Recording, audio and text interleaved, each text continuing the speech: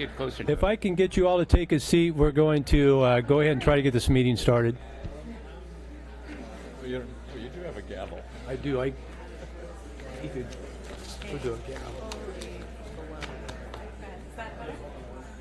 Testing. Can you hear me out there? Okay. Testing, testing, testing. A little louder? How about that? Louder. All right. If I don't have to speak over everybody, it may make it easier. We'll see. Louder? We're working on it. There's about 40 buttons and dials in there, so we're just trying to find the right one. It's connected to the TV system, and Oh. So we'll just try to speak up and. Okay.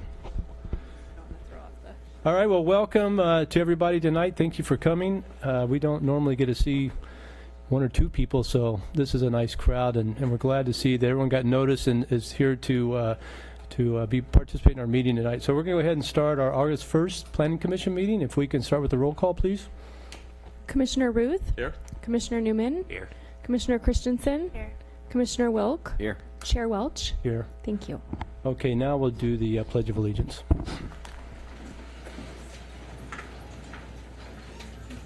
I pledge allegiance to the flag of the United States of America and to the republic for which it stands, one nation, under God, indivisible, with liberty and justice for all. Great, thank you.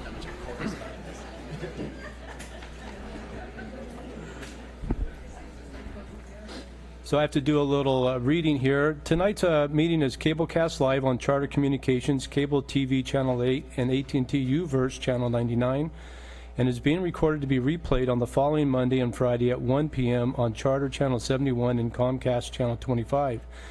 Meetings can also be viewed from the city's website at www.cityofcapitola.org. Our technician tonight is Victor Herman, and if you could help us out and put your phones on vibrate or silence, that would help us out. And so because of this topic that is drawing some interest tonight, we have a card system you can see in the back, and I'll just go ahead and talk a little bit about it right now. The card system is designed just to get us through the process maybe a little faster while allowing all of you to have an opportunity to express your thoughts and concerns. So there's a three-color system there. The green card is a 1-minute card, so if you think you can state your thoughts within 1 minute, that would be great. The yellow card is a 2-minute card, and then the orange card is a 3-minute card. And so what will happen is we get to the item that you would like to talk about tonight. I will call on the green cards first, and then the yellow cards, and then the orange cards. And then our assistant over here, Chloe, she or Sean, somebody's going to have a timer for us, so we'll keep us on track. So that way everyone gets an opportunity to speak, and we can move through the meeting and get out here at a relatively sensitive time. So with that, we'll go ahead into additions and deletions of tonight's agenda. We have had additional materials for item 4B for the 120 Monterey Avenue in terms of public comment that's come in, and that public comment has been shared with all of you and is available at the back Okay, table. thank you, Katie. And on the consent calendar, or we have some items that are continued tonight, or? Yes, and they're noticed as continued for, or listed as continued for item 3A. 3A? 23 Riverview. Okay. Okay, with that, well, this time is our public comment time for you to speak to us on items that are not on tonight's agenda. So if there's someone out there that would like to speak to the Planning Commission that's an item that's not on tonight's agenda, this is your opportunity. We'll give you 3 minutes to come up and speak to us. Is there anybody that would like to speak about an item not on the agenda tonight? Hi, my name's Dave Fox. I live at 320 McCormick, and the item I'd like to speak about is the size of the units that are proposed out on 41st. I feel that maybe the Planning Commission or the City Council might tell the proponents that it's a little out of size for our city, it's going to increase our population by 10%, and it won't bother me because I live on McCormick. But anybody that lives near that mall, they're going to be so impacted by traffic. And they're going to spend a bunch of money on plans and stuff. And maybe if the city gave them a little direction that maybe that's not going to work, maybe they should tone it down a little bit. I think that'd be great. Thanks, Mr. Fox. And This is in regards to Merlone Geyer, that you're talking about, he's talking about the size of the units. What units? I believe you're Talking talking about the about, amount of units, not the size. this is, Where? you're talking about the mall. On the mall. Okay. Right, mall. okay. So the good thing about that is we're going to have plenty of opportunity. We have not seen anything yet on that, so there are some discussions about it, but you'll have plenty of time to. Sure, we're going to have a review that. lot of discussion. I think the room will probably look like this tonight. All right, thank you, Mr. Fox. Is there anybody else that would like to speak tonight on an item not on the agenda? Okay, not seeing anybody, we'll bring it back. Any commissioner comments?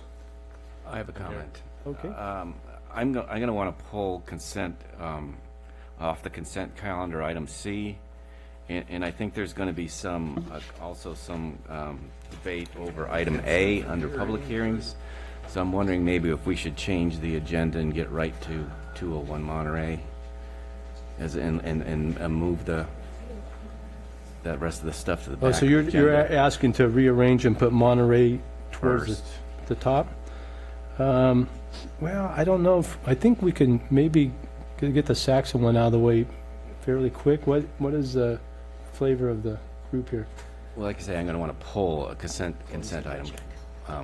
Yeah, I Off think the we should calendar. do the shorter items first, even though, Yeah, maybe we can just get them so they're not waiting. And Okay. so item C on 3C, is it the one you're talking about? It's the 1404 38th Avenue. So you'd like to pull that item when we I'd like get to there? discuss that, yes. Okay.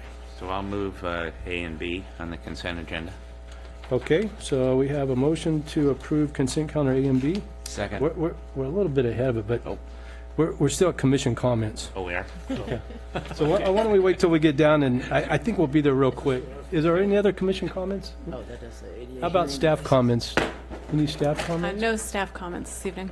Okay, so now I'll go back and we'll ask for a motion for consent. You moved. A and B. We have a second for A and B. A is being continued, right? Yeah, well, So we have a motion for A and B. All those in favor? Aye. Aye. Aye. So it looks like everyone's in favor, and we pulled item C, and so we'll move that under item 4A. So is that okay? Or are you set up in your presentation to do 1404 38th Avenue? Now, would it be easier to do that first? Yes, we can do that first. Okay, so we'll do item C first. So now we'll open up the public hearing portion of this meeting, and we're going to take item 3C and put that under item 4, public hearings.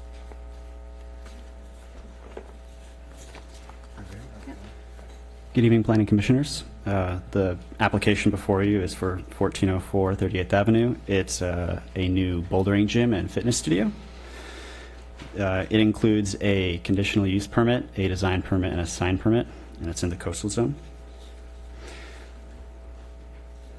The property is immediately south of Kings Plaza, and it was formerly used as the pickup warehouse for the former Orchard Supply Hardware. The applicant is applying for special signage with the sign permit that requires approval by the Planning Commission.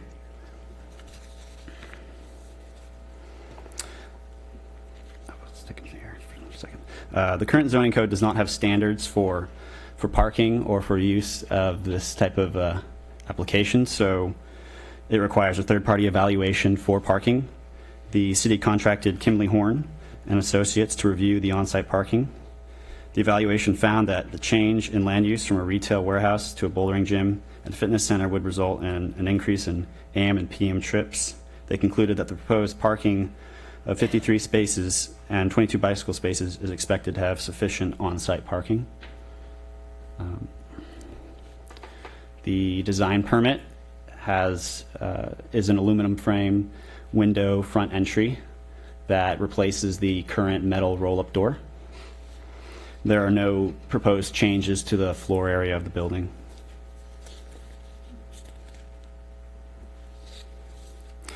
The first sign being proposed is a wall sign right above that front entry.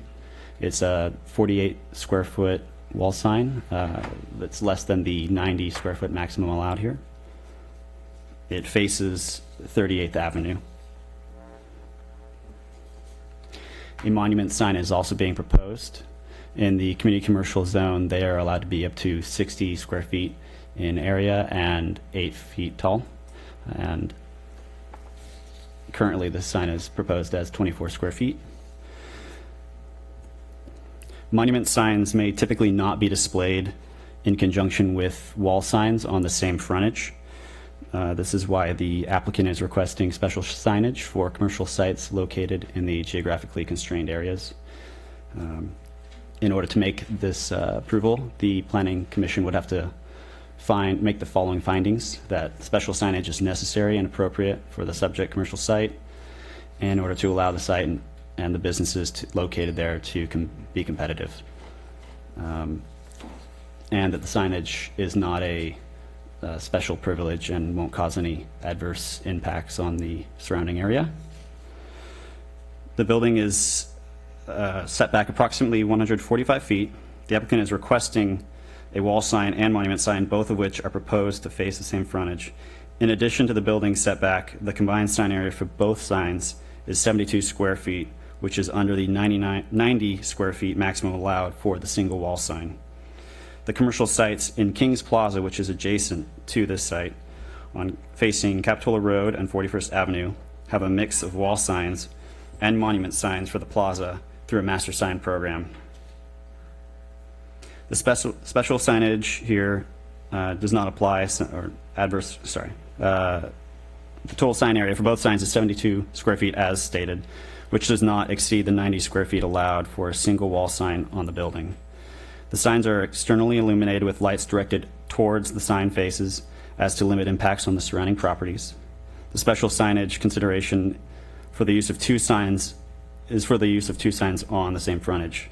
The signs comply with all other standards in the community commercial zoning district. Staff recommends the Planning Commission review the application and approve the application for the CUP design permit and sign permit based on the conditions and findings. Okay, any questions for staff? I have a question. So where is it required that a third party need to be involved for a parking assessment? Can't that be done by staff? So within our code, when there is no standard for a type of use, we require that a third-party consultant be hired, and this has been consistent with other applications for yoga studios and workout facilities throughout Capitola because we haven't had a standard. So can you quote a paragraph in the code that where it's required? Because again, that's one of my big issues. I got two issues with this.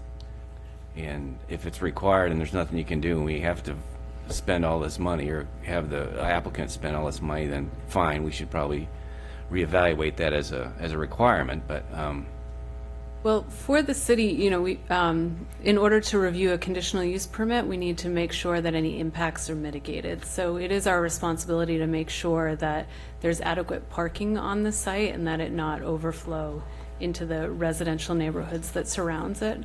So when we don't have the information we need, we do have the ability to ask. When somebody applies for a conditional use permit, they actually, when they give the city, put down their deposit, it's stated that there may be additional studies necessary and that the applicant is required to pay to take care of the costs associated with their application. thank you. You're welcome. Any other questions for staff? Is the applicant here that would like to speak? Would you like to come up and speak, or? It's up to you. If you want anything said, I'm more than happy to. Well, let me ask, are there any questions of the applicant? I just have a question about the conditions is all, nothing for the applicant. Nothing, okay, you're fine. Okay, with that, if there's anybody else that would like to comment on the bouldering gym on 38? No, it's not seeing any. We'll bring it back to the commission for discussion. So, since I pulled it. So I have two issues. One we just brought up, which is the parking analysis. Now, the notion of that we need an independent consultant. We once again hire Kimley Horn to do what seems to be a straightforward staff analysis. I mean, I read the report. They reference a document that and a standard that I would think a staff member could look up. I just think it's unfair for something so straightforward to require the applicant to pay for an independent analysis of this, and I would recommend that we return those fees. Yeah, I don't know. So Not that I'm opposed to it. I just don't know what legal ability we have to do that. I think that'd probably have to go back to. Yeah, so I support what the staff did here, mainly because the use, the health industry uses tend to, and when you're in a transition area between a commercial and a residential area and you've got a health use, there's just a history of some of those places having parking issues. And so I think that taking that seriously in this application was a wise thing to do, and requiring an outside review. I understand your concerns. I will say that this is not unusual to require this when it's something outside the scope of our staff, but hearing your concern, I guess, are you making a motion? If you want to put it on the way of a motion, we can see what that happens, and then it would have to go to.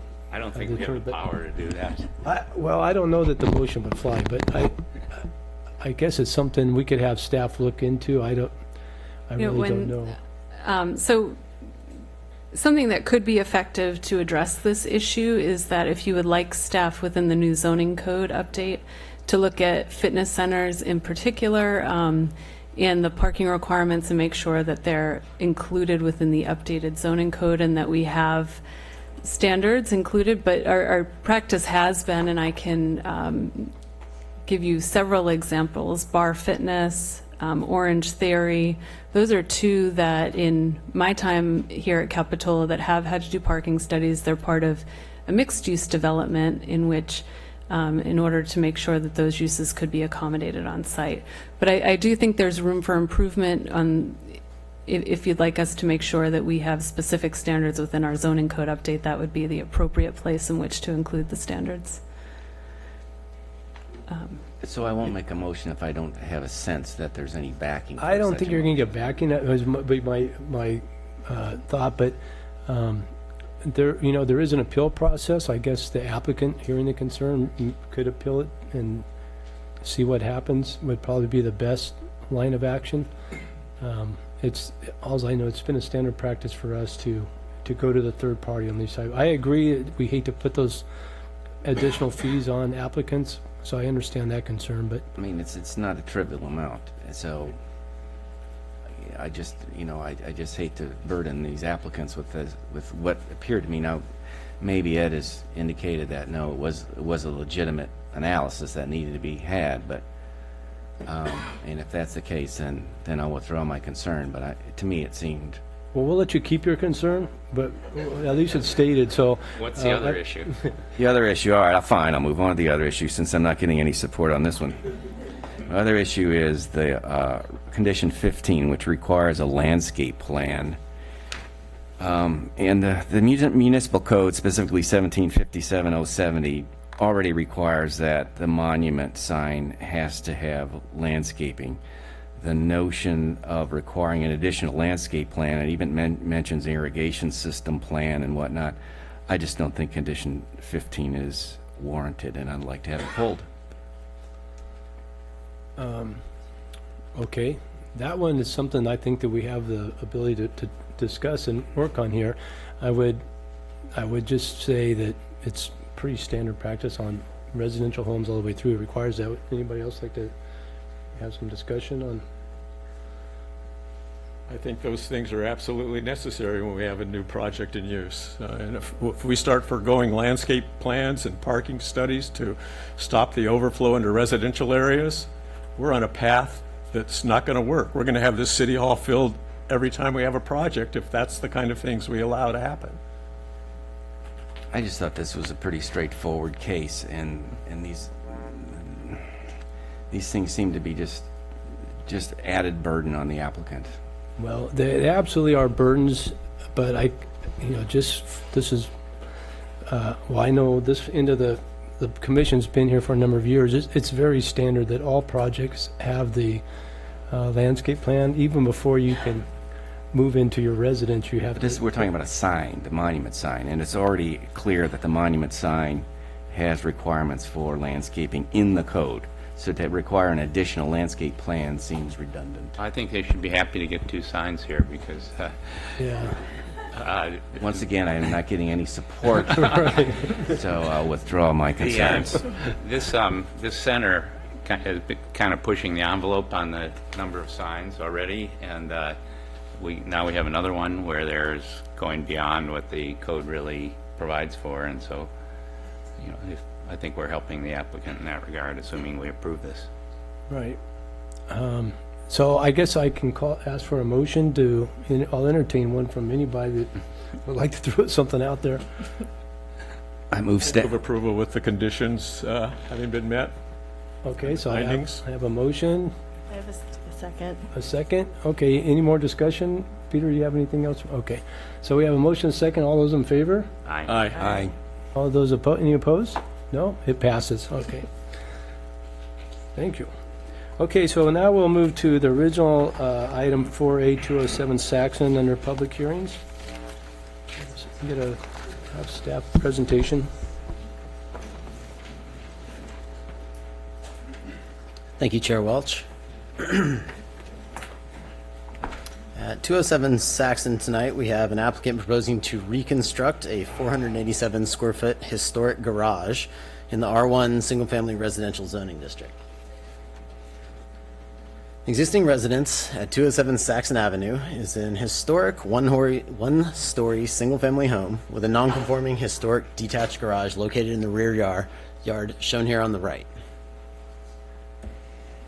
Here's a site plan showing the location of the garage in relation to the historic home, as well as the 5-inch rear setback and 2-foot side setback, which are non-conforming.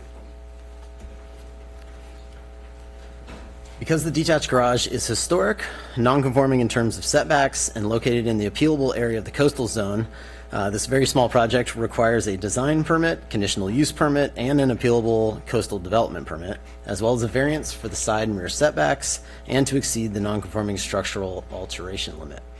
The new garage, when completed, will be in the same location as the existing garage and will look exactly the same. Historic projects like this require a conditional use permit, so architectural historian Leslie Dill reviewed the project for consistency with the Secretary of the Interior's standards for rehabilitation and found that with a few modifications, it would preserve the authenticity of the structure and the site. And then in terms of the variance, staff supports the variance because, sorry, I'm not going to show the 2 findings like we usually do here, but the special circumstances under finding number 1 is that the reconstruction would allow the historic garage to maintain its relationship with the historic residents on the property, thereby preserving the authenticity of the site. And 2, that it's not a special privilege because multiple adjacent properties have garages and accessory structures located in their rear and side yard setbacks, shown here in yellow. So with that, staff recommends the Planning Commission approve project 18-0278 based on the conditions of approval and findings. Okay, thanks, Matt. I'll bring it to the back to commission for staff. Any questions for staff? No? Question? I guess I do have some questions. Okay. So he's pouring a new pad, right? Brand new. Currently, there's nothing there, and he's going to pour a foundation. There's no foundation currently. So I read the historical report, and I noticed this statement saying that being that this garage was built after 1919, it is not built during a time of significance. And from that, I take it that this is not a historical garage. Do you have any comment on that? I think it couldn't be associated with a specific historic period. That's generally how they talk about it in terms of, talk about it in terms of relating it to certain historic periods of building within the city. So that just meant it couldn't be classified. Age-wise, it's definitely historic and that it's very old, 100 years old. But it wasn't associated with a specific period. Well, so I'm confused then as to what's the criteria specifically for establishing that a lean-to is historic? I think you'd have to ask the historian. And Well, and again, I read the report, and what I got out of it is not built during a time of significance. Hence, I'm reading that as not really that historic. I mean, they go by the Sanborn maps, which show the locations of buildings on the site at different times during the early 1900s, 1920s, that time period. And one of the things in terms of authenticity is the relationship of his structures of that age in relation to each other on the site, and that's something that's supposed to be preserved under the Secretary of the Interior standards. So if it's old and it has a established relationship to the more historic main home, there, by extension, it's an important historic element of the property. Thank you. So, and I just add that, we have, I believe, 5 different lists of historical type buildings within Capitola, and all of them have different methods for being on that list. And I know that the historical building year time frame is pretty lenient for those type of homes. So I don't know. Anybody else have any discussion? Well, this Any is other just questions? comments, right? These are just questions. Okay. Any other questions for staff? No? Okay, at this time, is the applicant here? Would the applicant like to speak? Go ahead, sir.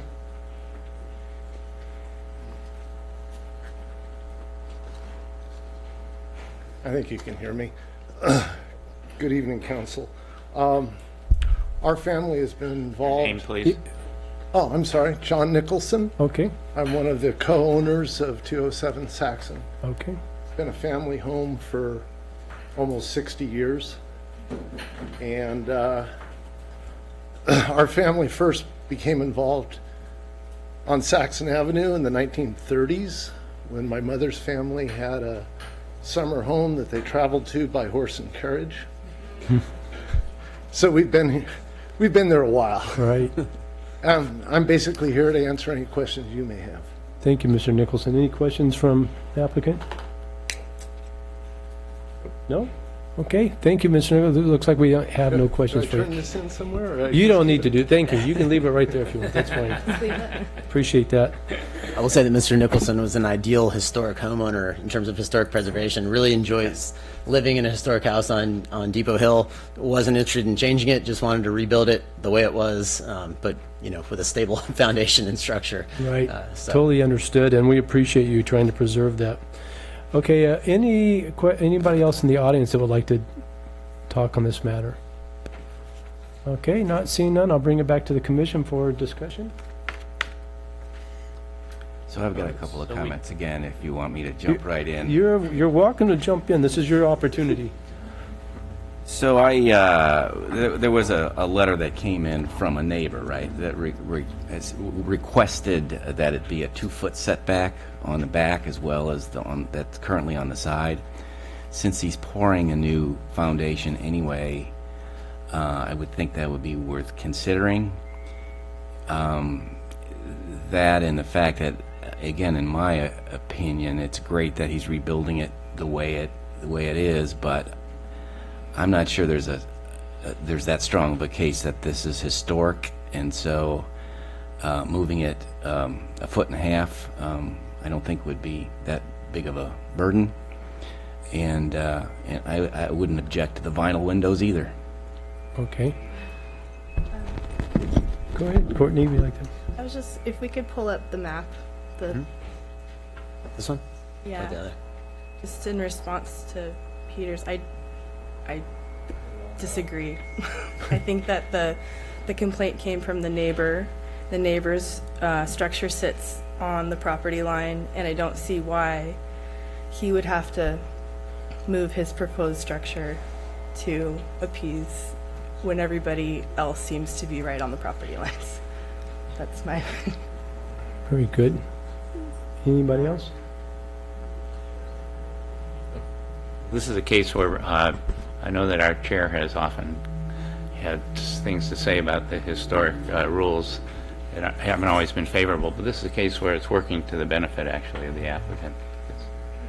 And makes sense to me. I mean, I read the neighbors' concerns, but I'm in favor. I would agree. I often have concerns about the Secretary of Interior standards, this being a garage, and having gone and looked at it today, I would agree with Commissioner Christensen that it's right on, the neighbor that also had concerns is also on the property line. Their gutter is basically right at that fence line. So, you know, it's a shared area, and this is one of the, really the only advantages I can see in some of these times of this, having the historic thing, and talk about fees. The applicant had to pay an additional fee to have the historian, architectural historian, do a review of this as well, and so that money could pay off in the sense that moving it forward really puts in disproportion to where the house is and would cause an inconvenience there. So in this case, I would support the staff recommendations on the document, so, or the house. I'll move approval. Okay, so- Conditions as stated. Okay, we have a motion. I second. A motion and a second. All those in favor? Aye. Aye. And any opposed? A reluctant aye. Okay, thank you, sir. Good luck. A grumbling aye. A grumbling. Okay, that moves us to item 4B, which is, I assume is, I don't see anybody leaving other than Mr. Nicholson right now, so I assume that's why you're here. And so we would like all of you that would like to speak have that opportunity. So a couple of things. I'll go back over the card system. We do have a card system in the back. The green is a 1-minute card, the yellow is a 2-minute card, and the orange is a 3-minute card. So if you'd like to speak, if you could grab a card, and we'll call them green first, then yellow, and then orange, and try to allow all of you to have your voice. Secondly, just in the interest of transparency, my daughter works for the applicant that's applying tonight, not on this project. And so we reached out. We had the city attorney reach out to the California Fair Practice Commission Political Practice Commission to see if that would be a conflict of interest, and they deemed that it was not a conflict of interest for me to participate. One. Two, this meeting tonight also, and the reason why we're here is to get input. The applicant's getting input as a conceptual review, and we are, as a commission, are not taking any action on this tonight as far as approval. This is just a time for the applicant to get insight from the community, which are those folks that chose to come tonight, and the letters that we received already, and then some insight from what the Planning Commission themselves have looked at. So I just want to make sure those two items were out there, and let me see if I have anything else. I think that should do it. So with that, we'll have a staff report. Good evening, Commissioners and Chairperson Welch. I wanted to let you know that we have reached out to our IT. Heather Haggerty will be, she's here, she's setting up our overflow room in the community room so that we'll have more chairs set up and a comfortable situation for all those to participate. So very soon we'll have a live stream going in the next door room and available seating for everyone to make this a more comfortable seating for everyone. So you'll be informed when that room is ready. And with that, Matthew Orbach will be presenting. So. Great. All right. Thanks, Katie. Oh, and the room is ready. I just got the thumbs up. So if anyone would like to have a more comfortable seat, they'll be live streaming right next door, and you can, when it's time for public comment, you can come and get in line during the appropriate, with your cards. So feel free to go next door and get a comfortable seat. Right across the lobby. Don't forget to grab a card on your way out.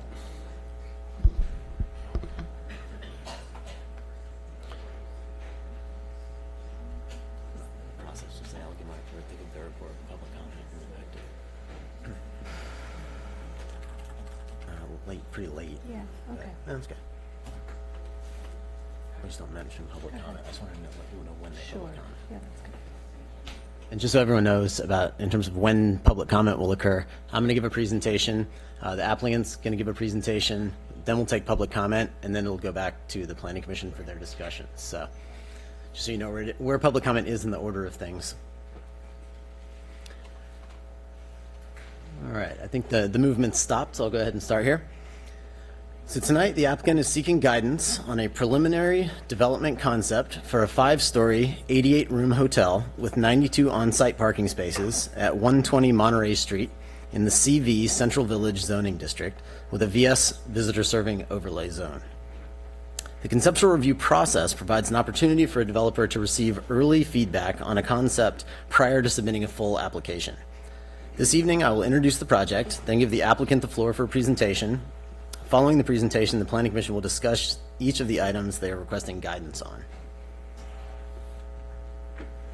The proposed site is located in the Capitola Village between the intersection of Monterey Avenue and Capitola Avenue and Esplanade Park. The site is along a major pedestrian thoroughfare between the beach parking lots and the beach. It is one of the last undeveloped sites within the Capitola Village. In the past decade, the city has focused numerous long-range planning discussions on future redevelopment of the 120 Monterey Avenue site and created goals, policies, and actions within the 2014 general plan, specifically incentivizing a hotel at the site through increased floor area ratio and height. Action LU 7.3 states that hotels in the village may be developed with a maximum floor area ratio of 3 if authorized by the City Council. To approve a request for an increased floor area ratio, the City Council must find that 1, the additional floor area ratio results in a superior project with substantial community benefit. 2, the project enhances economic vitality. And 3, the project is designed to minimize adverse impacts to neighboring properties. General Plan Policy LU 7.5 establishes a hotel guiding principles.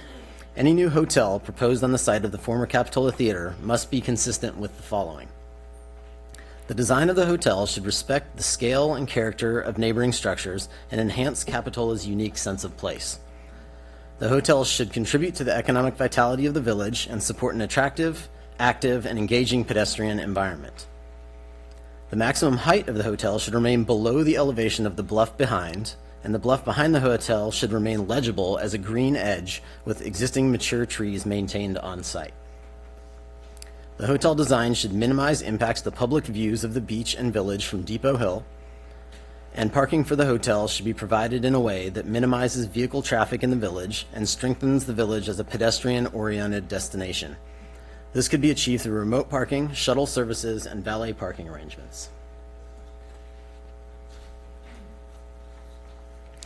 A new zoning code was adopted by the City Council in 2018, but it is pending adoption by the California Coastal Commission before it goes into effect inside the coastal zone. Therefore, the new code does not yet apply to this site. The property owner has indicated that they plan to submit an official application for a hotel once the new zoning code is adopted by the Coastal Commission.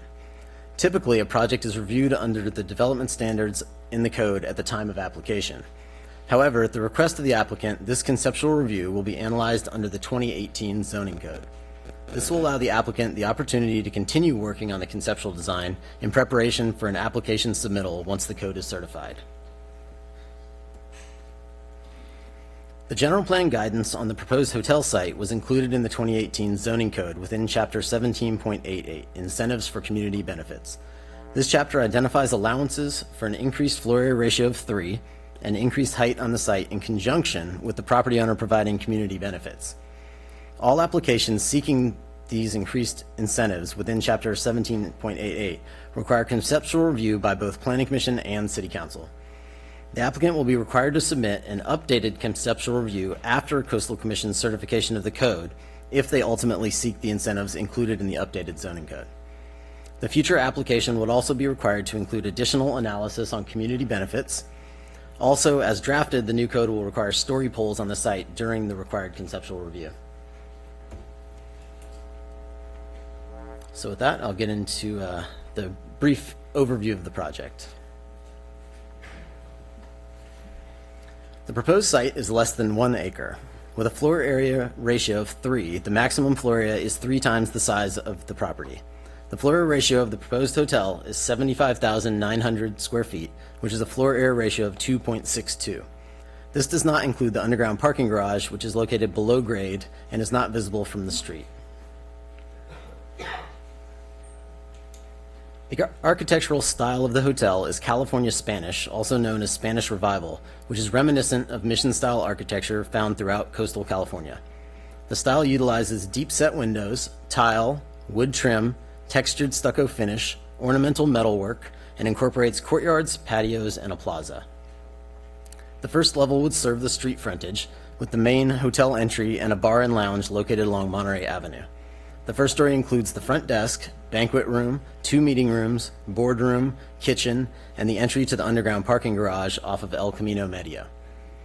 The second story has 37 guest rooms, a pool, and a pool deck. It also connects to the proposed public plaza. The third story has 26 guest rooms, a garden, the upper pool deck, and a seating area with a fire pit. Fourth story has 15 guest rooms with no additional hotel amenities, and the fifth and final story has 10 guest rooms and an elevator mechanical feature. The building ranges from 2 to 3 stories along the front facade on Monterey Avenue, with the height of the building ranging from 26 to 38 feet. As the building increases in height, the massing decreases.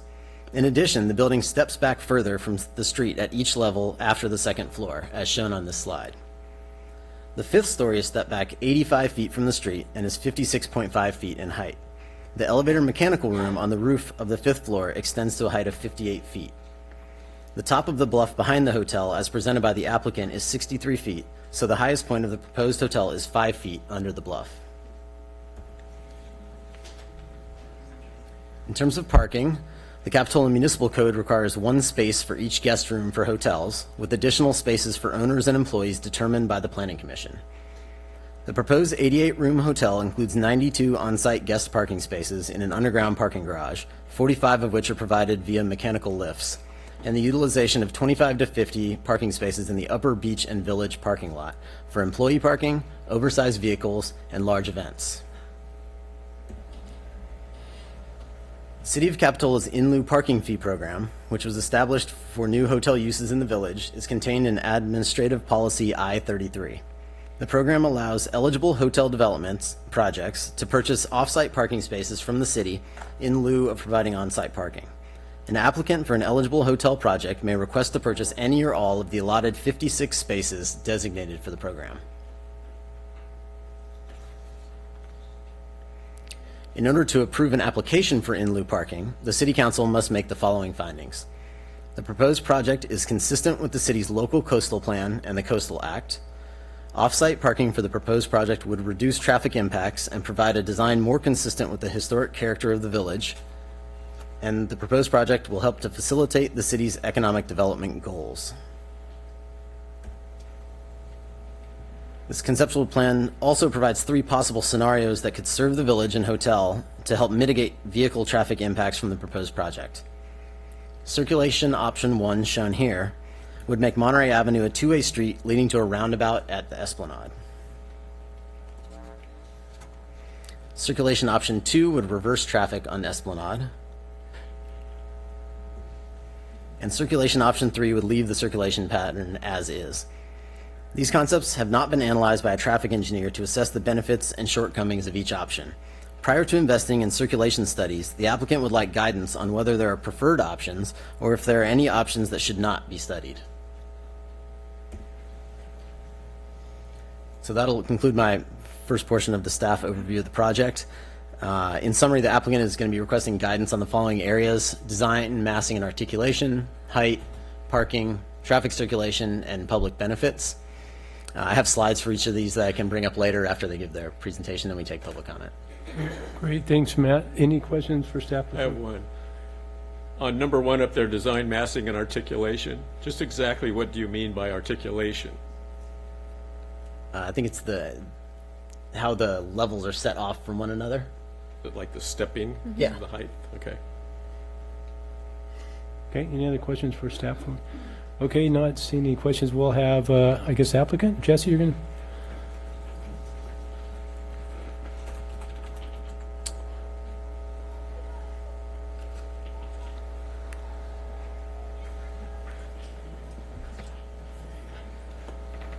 Good evening. Thank you for having me here. My name is Jesse Bristow with Swenson Builders. I'm a development project manager, and We just want to thank the Planning Commission for hearing us tonight. We really appreciate it, and thank you for your public service. So how we'd like to start tonight, essentially, with this conceptual project is obviously there's community input and there's city goals and there's project goals for us as a builder. So when we look at this project from Swenson's point of view, it could be a legacy project. This could be a landmark hotel. It's something that could be monumental for the village and be an attraction. But also at the same time, we have to take into consideration the design and the cost to build. And then also we need to understand those operations and how an operator can work down at the village per the general plan requirements and, you know, requirements under a full service hotel. The other points that need to be considered for the city of Capitola is that it could be a great economic driver for the village, but we also need to look at the village impacts. And but again, this is a project that could support the local businesses in the village and the city of Capitola. So we're here tonight wanting to get feedback and looking to see, you know, how can we come to something that the community wants, the city wants, and what we can do as a builder. And so if this isn't the project that you can support, you know, what can we do? You know, what is something that you could support? So that's something we'd like to get back from this meeting tonight. So we like to start off with the history of the Capitola Hotel. There's a beautiful mural to the left of us. This was the historic Heen Hotel. It was 160 rooms, and as you heard, we are proposing 88 rooms. And so it's always been a discussion for the community of how can we kind of bring this back, as we'll discuss in the general plan, or something that is, you know, that echoes it. So the original hotel has 160 rooms. It was, I believe, it was built in 1904. It might have been a little bit earlier. It was the centerpiece of the village until it burnt down. So ever since that time period, it then operated as a cinema for about 50 years, and it's currently being utilized as a private parking lot for village and beach access. So over time, there's been a lot of different iterations of this project. In 1995, there was a different architecture firm that was working towards that. In 2009, that was one of Swenson's first proposal. And in 2010 was where it was really engaged with the community with the general plan update. So the general plan had 4 focus areas, and one of those areas being the village. And for that community meeting, they were held over 2 days. There's 100+ people, and we did a village charrette. Well, not me, but our firm. And from the takeaway of that, as you see the project on the left in 2010, the scale was too big. The 3 stories was not accepted for the street facade. You know, it wasn't to scale. It didn't line up with the existing buildings in the village. So here we are about 9 years later, and we've taken the feedback that was given from those community meetings and adopted in the general plan, and it's been applied to this hotel. So again, we're trying to maintain that human scale that exists in the village, and then the massing for a full-service hotel to actually operate is a step to the back towards the cliff. So we'll go over the concept with which Matt kind of already did a little bit. But so this is at the view from Monterey at the split. And as we discussed, you know, we're going with a more traditional architectural style, something you'd find along the California coast, and you can find it in the village. We wanted to keep the massing and the scale in line with the Britannia Arms and similar to what you find at Sal's Ice Cream. So, you know, when you're walking around enjoying the village, you can go by it without thinking it is a hotel that steps back further. This is the viewpoint from Capitola and Monterey. This is the viewpoint from Capitola and Monterey. And again, you know, we're trying to draw the line towards the beach, be similar in scale to the neighboring buildings. There's one architectural feature in the middle of the front facade that allows for 2 suites. But again, we feel that this design, this style provides articulation that is compatible with the village. Here's an aerial view. And as you can see, and as Matt discussed, every floor it goes up, it steps back. And we're trying to push it towards the bluff. And one of the public benefits that we want to provide as part of this hotel moving forward is doing kind of a reconstruction for the bathrooms and for the junior guard facilities. So we're not taking them away, but we want to reinforce it. We want to provide a public plaza along the deck that is open to the public and adds to the bandstand, which people can utilize during the winter ice skate, and the lifeguards can use it, whatever, however the community sees fit. But that would belong to the community and be part of the Esplanade Park. It would just have a connection to the hotel users. So the project summary, estimated 75,000 square feet.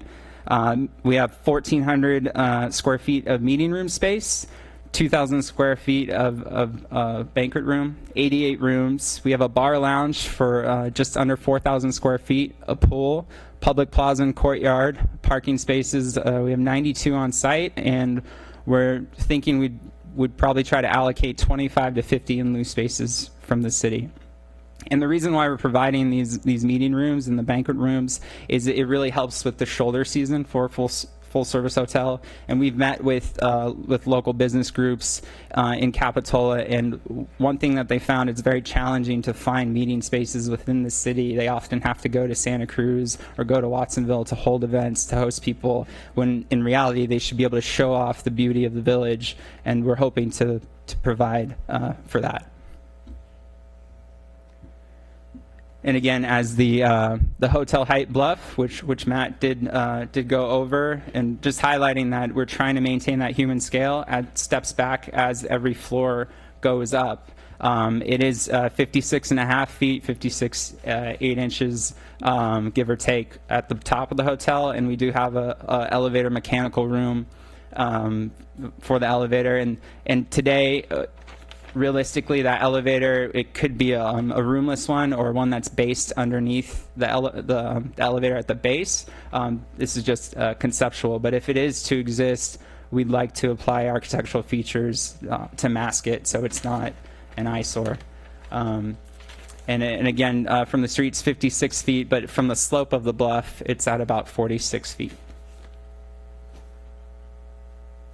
So again, this massing and scale can be a little concerning, but it already exists in the village today. And just because it's not one hotel under one hotel operator, it is present, and it's on the opposite side, and it's the Venetian and it's the Harbor Lights.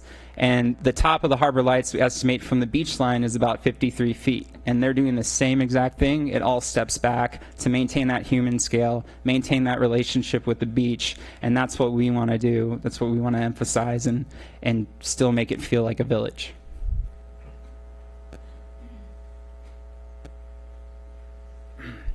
So as Matt discussed with the circulation options, the split at Monterey, one of the options that we're recommending and we've discussed with Public Works, and of course need to be further studied, but perhaps we can contribute to working on a roundabout at the end of Monterey. We make Monterey a two-way street, convert the split to a roundabout where people who are utilizing the beach, junior lifeguards drop off. Whenever you're trying to get to that end of the beach, instead of having to go through Stockton and onto the Esplanade, it's a shorter pickup, and it could direct that destination traffic from Bay Avenue onto Capitola and from Monterey.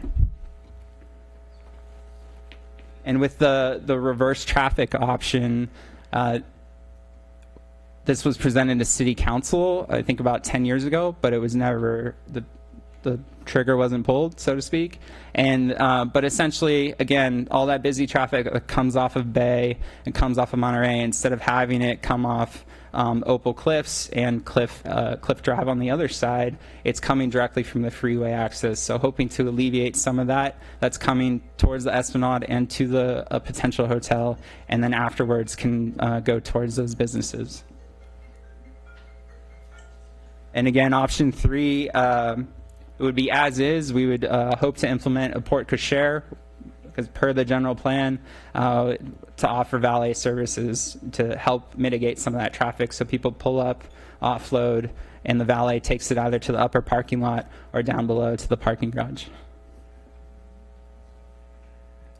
So currently, as it stands, it's a 26-space parking lot that exists today.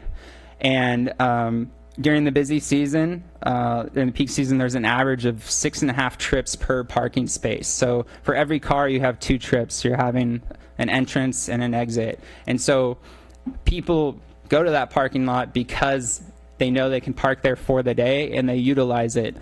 The benefit of the hotel is that what we're trying to promote and accomplish is long-term visitors. So instead of having someone just visit for 4 hours and leave and adding to traffic, we're having someone stay for 4 days. We're having them stay for the week and for the weekend. And economic studies show that people who visit for a day spend way less than people that go on a long-term visit. So that's the idea. We have people here frequenting the businesses and enjoying the beach and not having to hop on Highway 1 to go back over the hill, to go back to 101 to go down south wherever they came from to visit the village.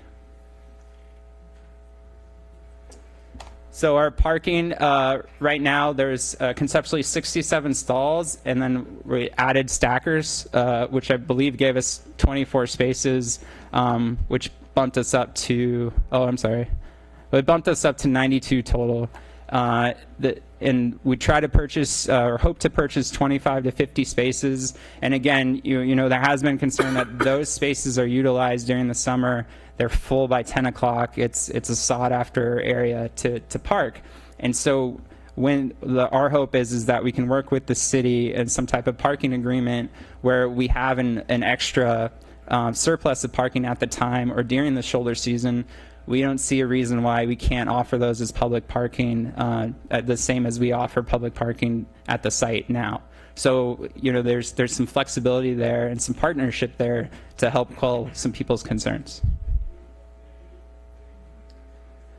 So the general plan, as Matt discussed, it says appropriately designed to enhance the vitality.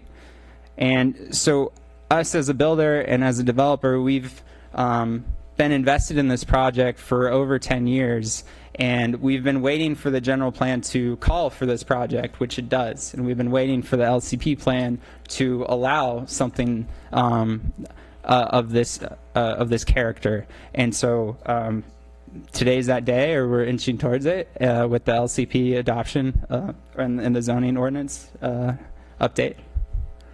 So policy land use 610, Village Hotel, consider the establishment of appropriately designed new hotel and to enhance the vitality of the area. So what we're trying to do and what we felt we've accomplished is we're trying to maintain the human scale at the street level.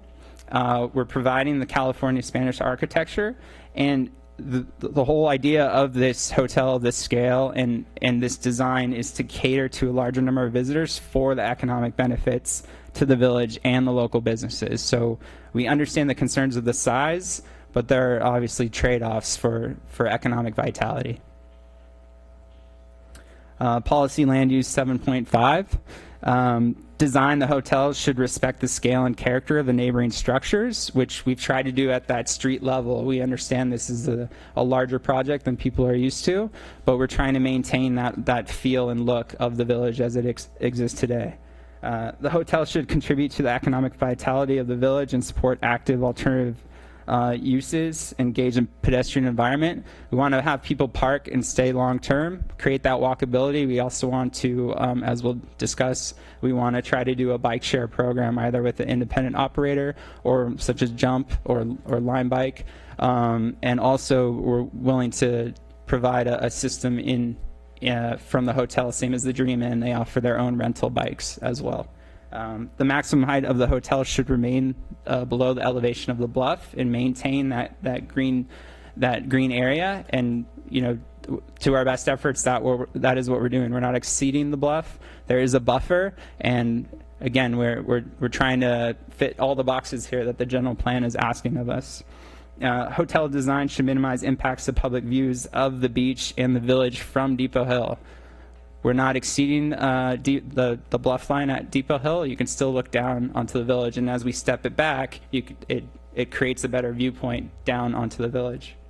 Parking for the hotel should be provided in a way that minimizes vehicle traffic in the village, and that's through off-site parking, shuttle, and valet parking, and we're trying to do all of those things. We would offer all of those items, and that's one of the reasons why this hotel has so many rooms, is because you need a higher room count to provide a full-service hotel. A full-service hotel has a valet parking, it has shuttle, it has different bike programs. So action land use 7.3, the floor area ratio of 3.0, and it is in the code as well. It's for the community benefits, which Matt went over a little bit. But we are providing a public plaza addition to the Esplanade Park with improvements to the junior guard facilities, community meeting space within the village. We're proposing a bar lounge to encourage hotel users to frequent the existing restaurants. We don't want to provide a competing restaurant into the village, and so we would just have a bar lounge with a pantry kitchen, which would also support potential catering events. The parking program, as spaces become more available, we'd offer them to, if we have a surplus, we'd offer them to the public. So we bring up the Fairfield Inn and Suites because it's a similar product that exists in Capitola today, and it was a project that was a little scary to the community, and it's now settled. It's now part of 41st Avenue, and it operates very successfully today. Has 84 rooms. It's 3 stories at 41st, and it steps back to 4 stories. Has a pool, a fitness center, and a meeting space. And this year they have a 90% occupancy. 2018, then 88% occupancy and 89% occupancy. And when we've reached out to local hotel operators, that is very high. That shows that there's a demand and that there's a need for something else. The additional community benefits, it's utilizing a vacant site, or keeps visitors exploring the village on foot, promotes visitors to Capitola Village, provides meeting space, activates village during the off-season, and the public facilities, beach plaza, restroom, and the upgrade to the junior guard facilities. The economic benefits, we estimate that this project could generate $1.3 million in TOT tax, and there are percentages that are allocated to the early childhood education, which would be $4,500 a year, and then a little over $5,000 per year to local business groups. So that is direct revenue to the general fund of just under $1.3 million for public services, for firefighters, for police, for whatever the city needs to use. So we think there's a great economic benefit that could be taken advantage of here for the city. Additional economic benefits, year-round tourism for Capitola and the village merchants, converting day trips to long-term visitors, additional sales tax revenue at 9% for the bar and lounge, and the creation of 200-plus construction jobs and 40 long-term hotel jobs.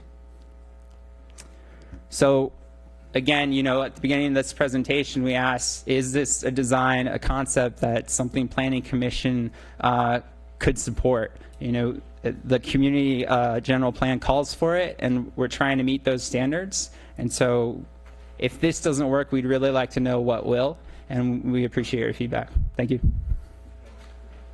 Thank you, Jesse. Any questions for Jesse before you? I have some. Yes. You mentioned the concept of possibly sharing the parking in the upper parking lot with the city through the Yes. new parking plan.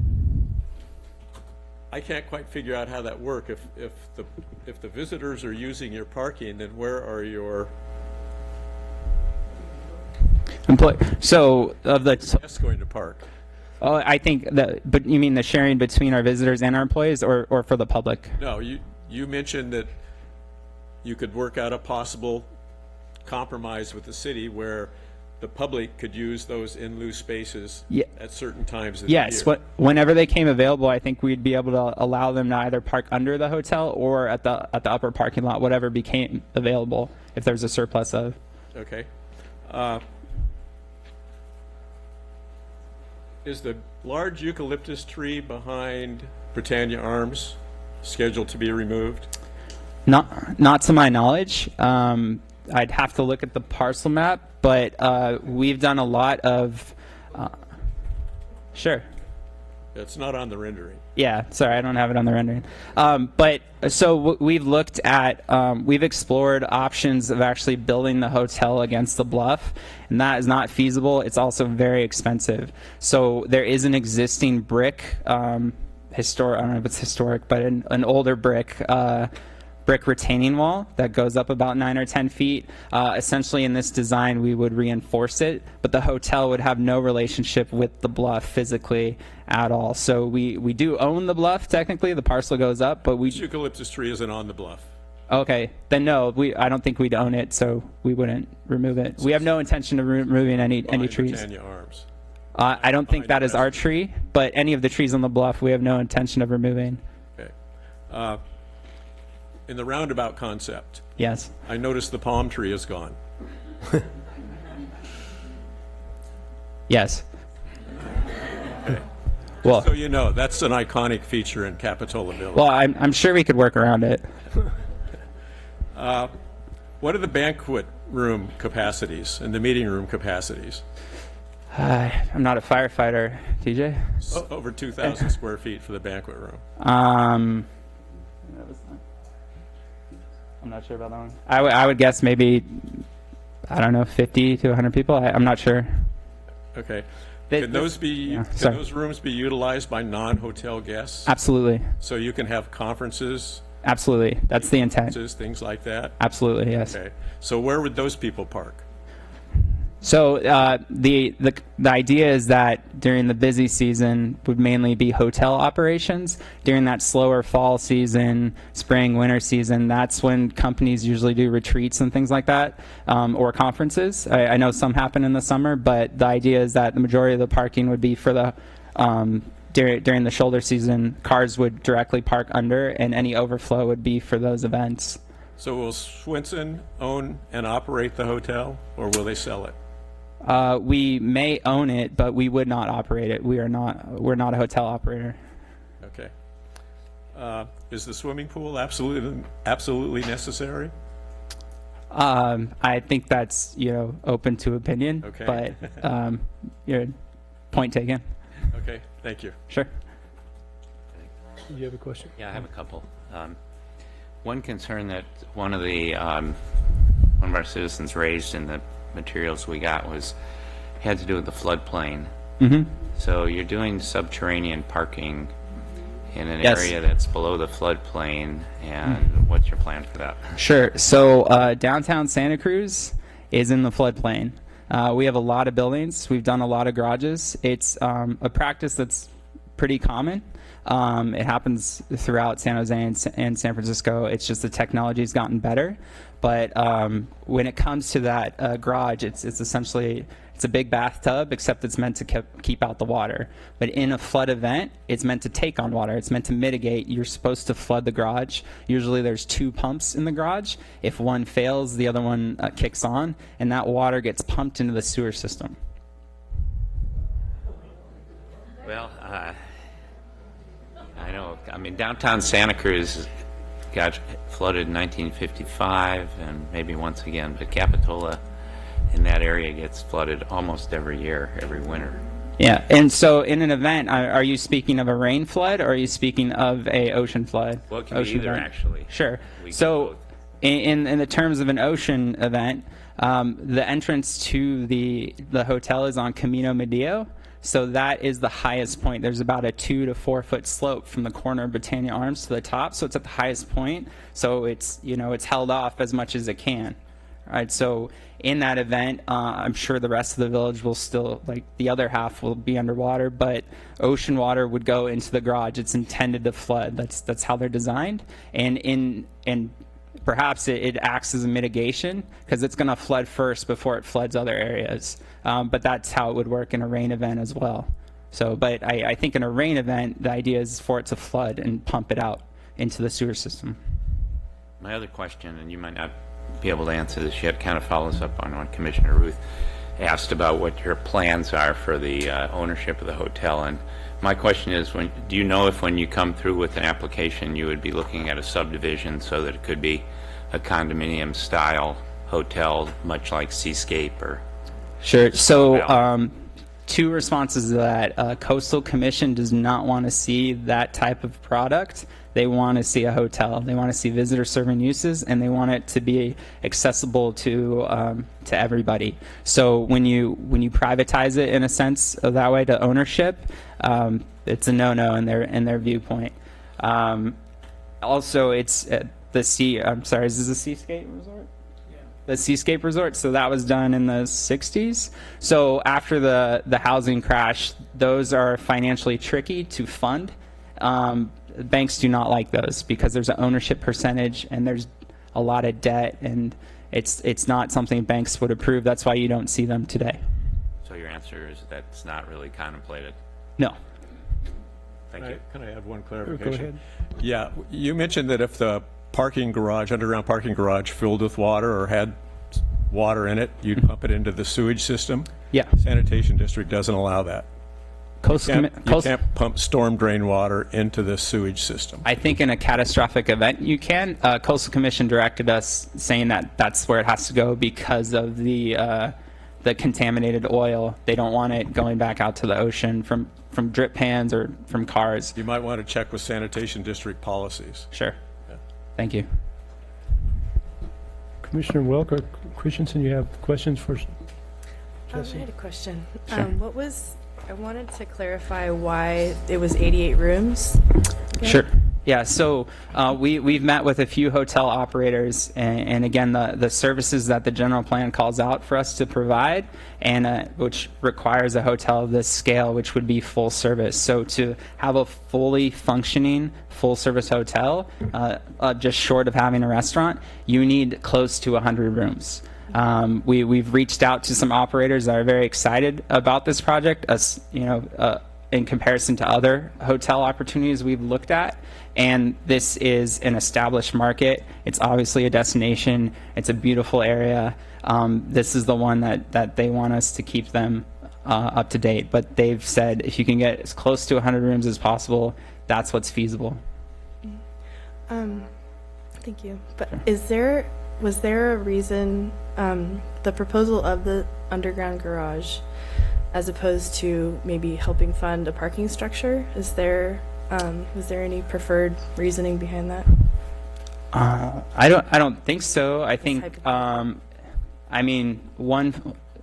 depends on the type of structure, but every floor you go up in a parking structure, the cost becomes almost exponential. That's definitely certain if you go one floor or two floors down. I don't know if we would be able to partner with the city to do a parking garage in that time span. I'm not sure if Jesse Nickel wanted to speak to that. In general, you really want to have the parking. Jesse Nickel from Barry Swenson, Senior Vice President. You usually want to have the parking. You usually want to have one parking space per room as a general rule of thumb. And you're going to have valet offsite as well, and so you'd have. So it's important to have that relationship between on-site parking and the room. Thank you. But, we don't have it in the makings financially it's really challenging. This project is very risky. So for us just even to sell this to our CEO is a challenge. Yeah. So, we're doing something that's economically viable. We think we could work on trying to meet all the guidelines that are set forth among us. And tonight it's just about listening, being an active listener to what the community wants, and maybe a hotel's not appropriate there. Thank you. Commissioner Welk, do you have anything to ask? I was just curious about the water credit issue. How hard have you worked? Is that still an obstacle, or do you think you have a path to? So the city of Capitola, I believe, has 5.3 acres, foot acre of water credits. This hotel realistically would need probably about 15 or 16. The offset, we would purchase them from SoCal Water Creek District. They currently have a surplus of, I want to say, 30 to 50 water credits. But again, it's expensive to do that. So, So you still have a lot of work to do, is that what you're saying? To work Well, with I those haven't. guys? We haven't pursued allocating water credits if this is something that is not supported. That pathway can become very expensive. So we want to make sure this is something that is welcomed before we pursue that. But it is possible. They're available for purchase today for future So developments. you don't feel it's an insurmountable object or obstacle? No, I don't think so. Okay, if that's all the questions the commission has, we're going to open this up for public questions, comments.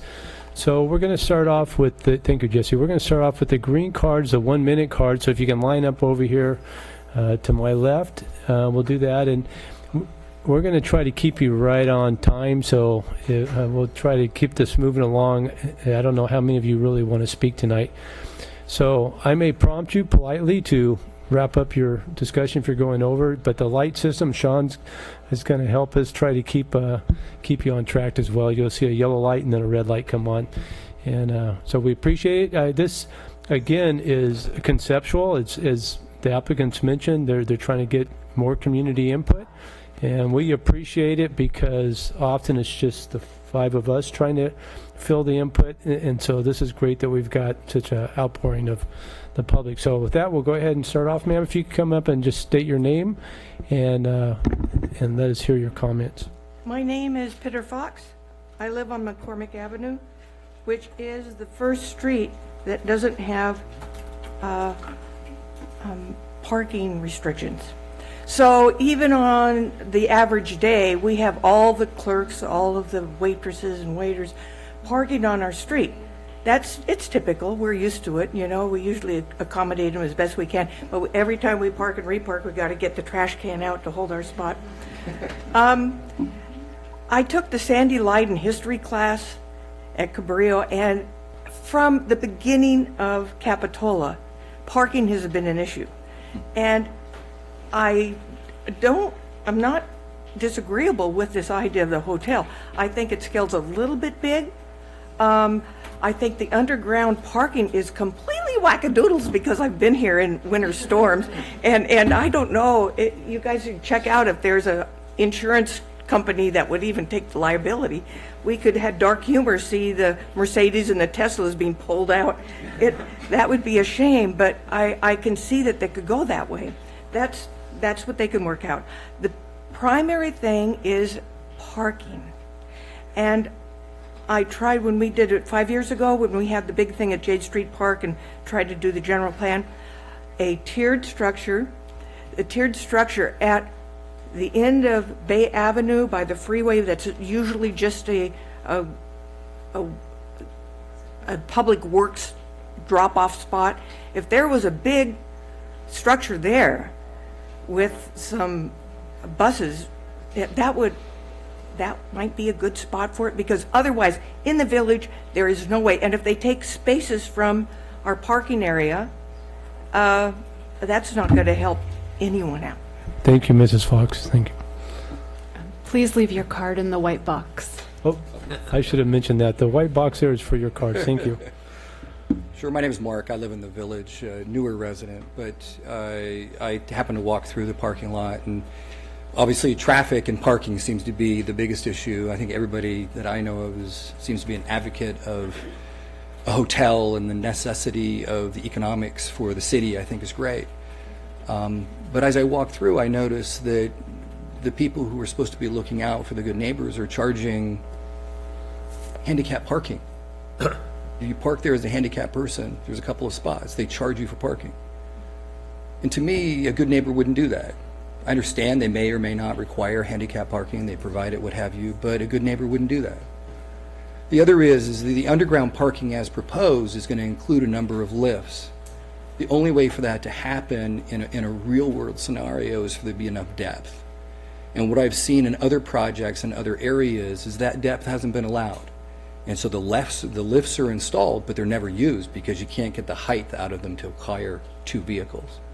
So the promise of the number of spaces and what have you has to be taken into consideration. I'm out of time. I just wanted to... Thank you, Mark. Yeah, appreciate it.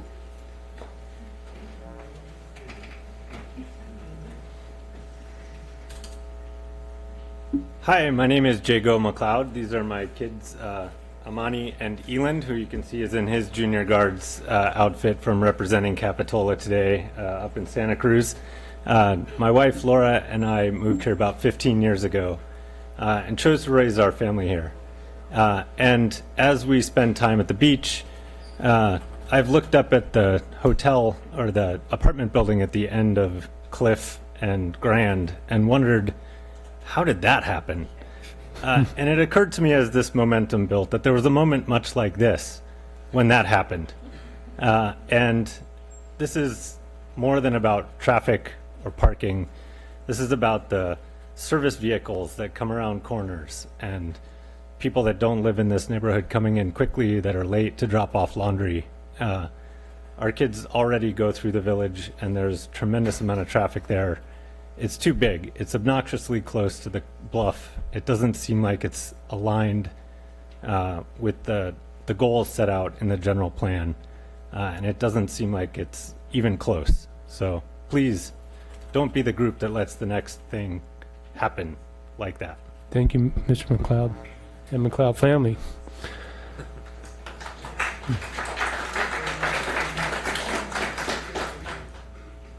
My name's Michael Clark. I've been a property owner in the village for too many years. And first of all, I want to say on the design, I think it's spectacular, and I think they've gone to a great deal of effort to make it comfortable for the village.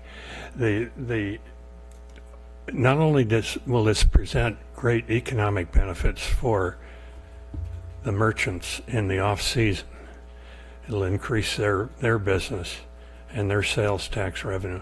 But the big thing is the potential of over $1 million a year in room tax revenue, which is free revenue. You don't have to share that with anybody. The city gets it all. And that can go a long way to solving other problems throughout the whole city, not just the village. And I think the city has a lot of needs there. I think it's a great project. Thank you, Mr. Clerk.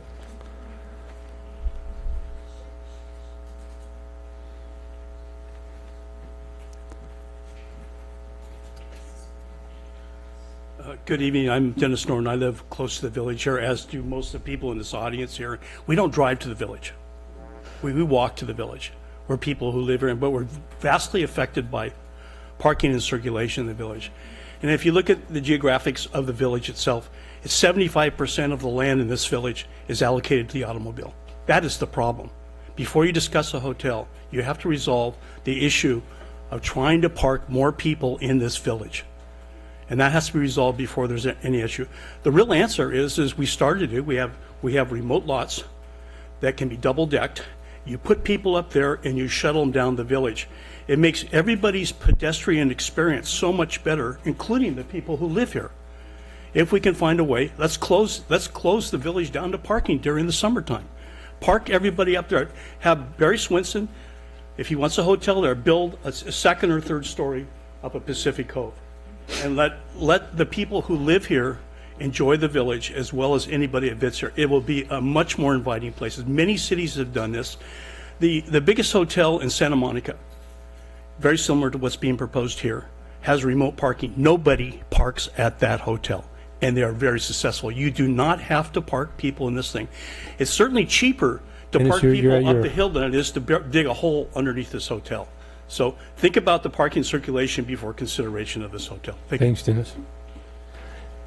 Some of you may want to go get a yellow card instead of your green card. I don't want to be disrespectful up here, but all right, come on, man. Hi, I'll stay within my 1 minute. My name is Linda Wadley. My husband Tim and I live right in the village. We moved here about 7 years ago to retire in this little slice of paradise.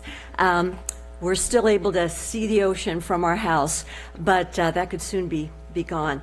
I just feel that I think they put a lot of work into this plan, but I just think it's way too big. It's just out of line, out of place. I'm not opposed to a smaller hotel or a bed and breakfast, maybe with a restaurant we all could enjoy, but this project just seems out of place.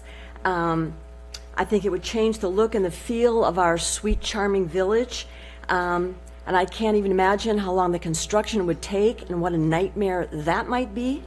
And if you live anywhere near Monterey Avenue already and you see everybody cutting through to get to the freeway and through the village, can't even imagine, take that times 89 people with the room and their families. So anyway, I just want to say those are our feelings, and thank you for hearing me out. Thank you, Ms. Wadley. Hi, I'm Nancy Fricker at 110 Saxon, and I want to say she said that very well. I agree with a lot of what she said. I may have missed something, but it seems to me that nothing's been discussed about the water usage, and I know water has been a big concern in our area, so that's an added issue. So I was wondering about that. Great, thank you, Nancy. Any more yellow cards? I'm sorry, green cards.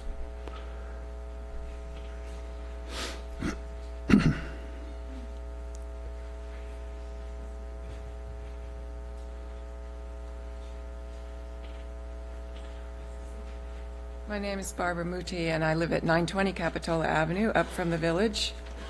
And some issues that were discussed in 2010 that I don't think anybody brought up this time is the increased sewage from this project, and how the sewage system over at the end of the Esplanade spews out, or however it's handled.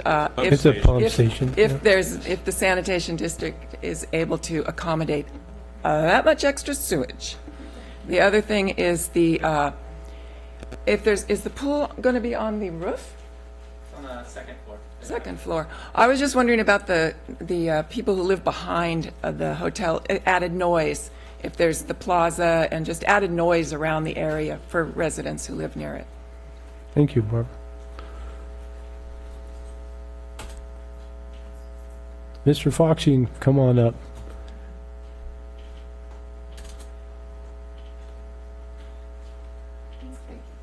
Two quick issues. From looking at the photo, if you were standing up on Depot Hill and you were looking down into the village, you can currently see the beach pretty easily. But if you see the way the building is stepped back from the cliff, you're not going to have that view anymore, because that building's stuck way out and it's going to trap your view. The second item is they've stated there are going to be 40 employees. Where are those 40 employees going to park? That's it. Thank you, Mr. Fox.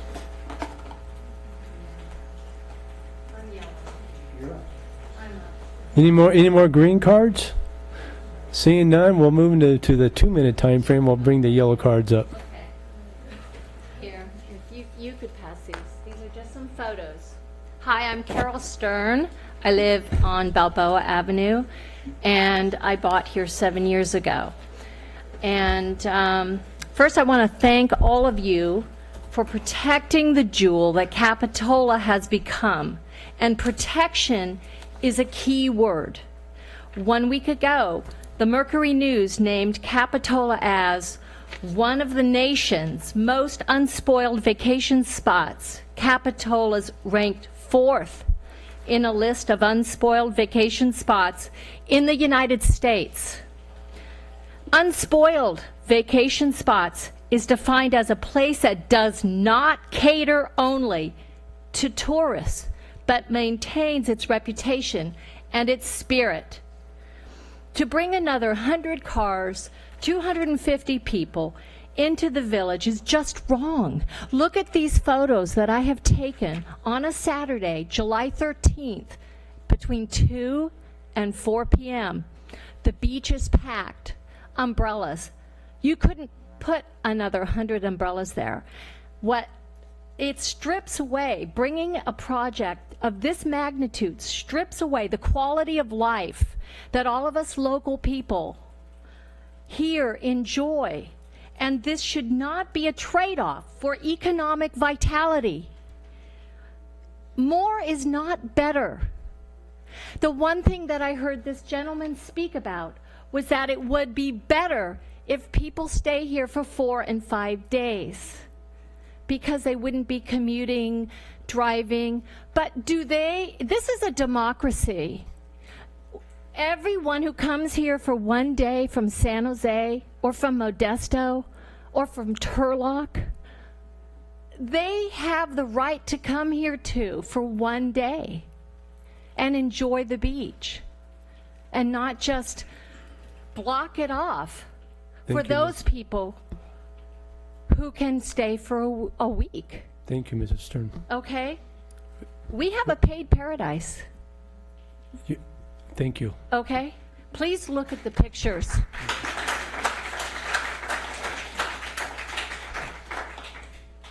Any more yellow cards? Okay, we're on to the 3-minute cards, the orange cards.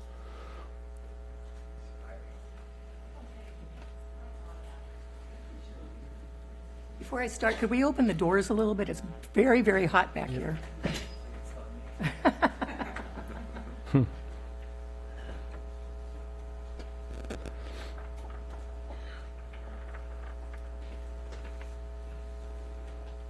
Good evening, Planning Commissioners and staff. It's nice to be here to see you again. Usually I watch you on television.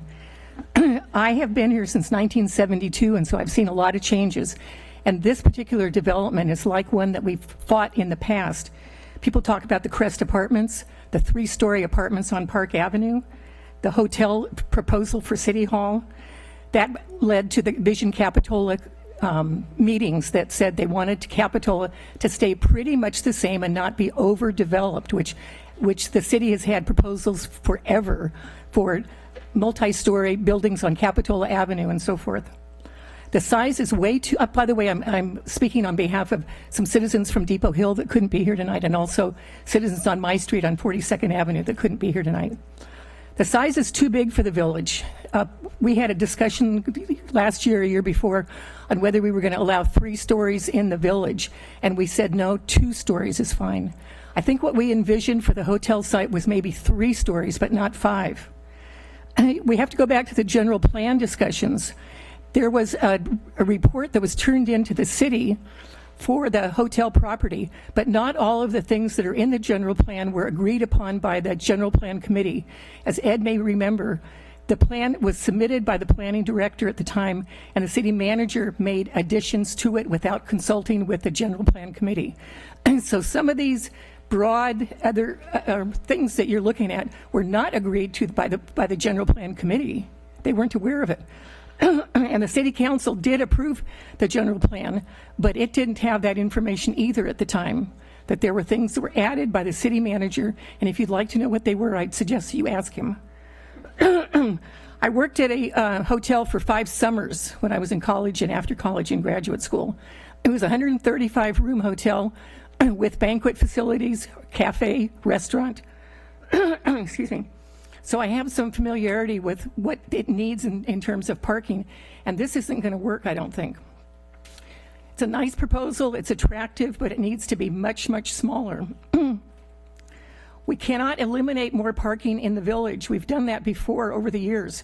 We used to have more parking, and little by little we have decreased it, and I've always opposed those. We cannot decrease it anymore. As you know, in the summertime with the junior guards, the traffic is impossible.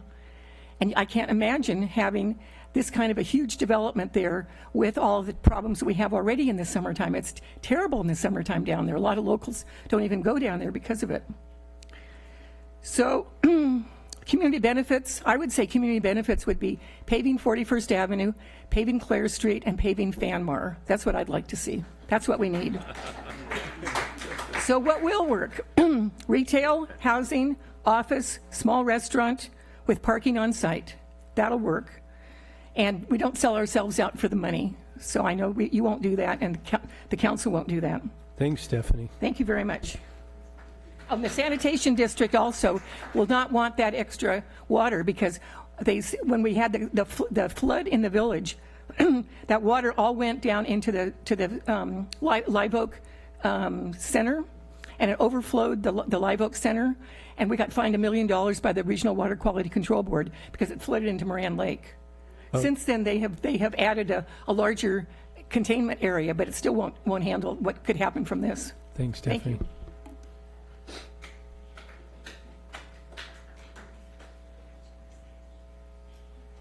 Hi, I'll be very brief, probably not 3 minutes. Marianne Angelillo, and my family owns 4 properties on Lawnway, and years ago that was parking, and that was taken away and made a park. And the property owners at that time were told that, don't worry, you'll always have parking on the street, and little by little that has eroded, as we all know. It's pretty difficult. We do, of course, have the 2-hour exemption permits, but you can't find a spot. So you go and you don't move and you walk, and that's okay. Most things are within walking distance that we need. That was my first point, is to represent those property owners. I happen to be personally, so that's my family who owns that. I personally am renting a place on Monterey. And I represent Molly and Mickey Ording, who own 218 Monterey Avenue. And at night, I can open the window and I can hear the beach. I can hear the ocean. I can hear the crashing waves. If I open my window and there's a hotel under me, I'm going to hear the air conditioner. That's what I'm going to hear in the summer. We all know that. And coming from Fresno, California, where we built a lovely shopping center called River Park next to Freeway 41. You drive down Freeway 41 and what do you see? You don't see a flat roof. If you're on that bluff, what you're going to see are air conditioning units, and you're certainly going to hear them if you live on Depot Hill, anywhere on Depot Hill, because they make a lot of noise. And I agree with the fact that it will obstruct the view of the beach. And so many people, whether they're day use visitors or residents, walk along that, not Grand Avenue and Cliff Avenue, and take photographs and look at the sunset. And I just don't think you're going to like what you see. And I do appreciate, because my husband's a developer in Fresno, I appreciate the amount of time and effort that they took into trying to find something that will work. I don't think a 3-story anything's going to work. I think it's going to have to be small. It's going to have to be a really small boutique hotel with on-site parking, really small. And that's it. Thank you, Miriam. There we go. Kathy Howard on Columbus Drive. I just want to address a few things. Right now, I know that down in the village, many of the restaurant people, their employees do come in from out of town. They aren't all Santa Cruz employees. So there's a parking issue that happens with that. And besides the skateboards or whatever goes through. The parking is just gone. We don't have parking. They say they're going to have shuttle parking or valet parking. From where? My question is, from where? Is there another lot that could be used as parking where they could bring them in? That might be a viable solution to do that.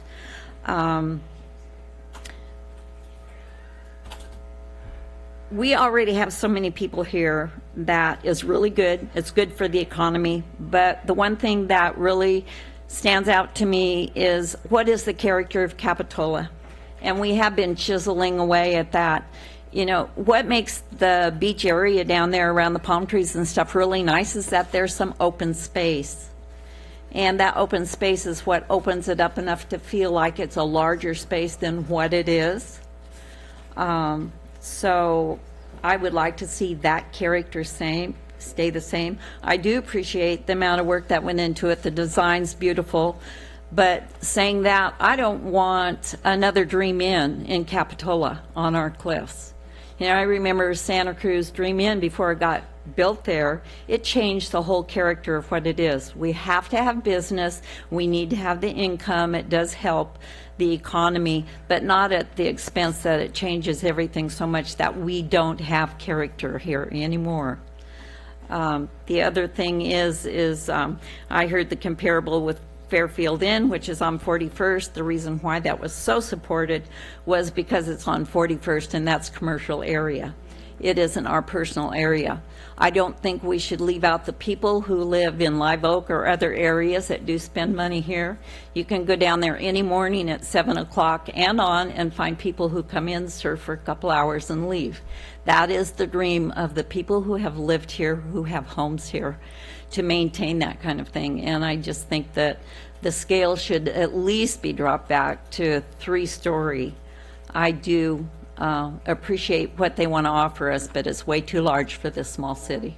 Thank you. Thanks, Kathy. Do we have any more orange cards? Anybody else would like to speak? Okay.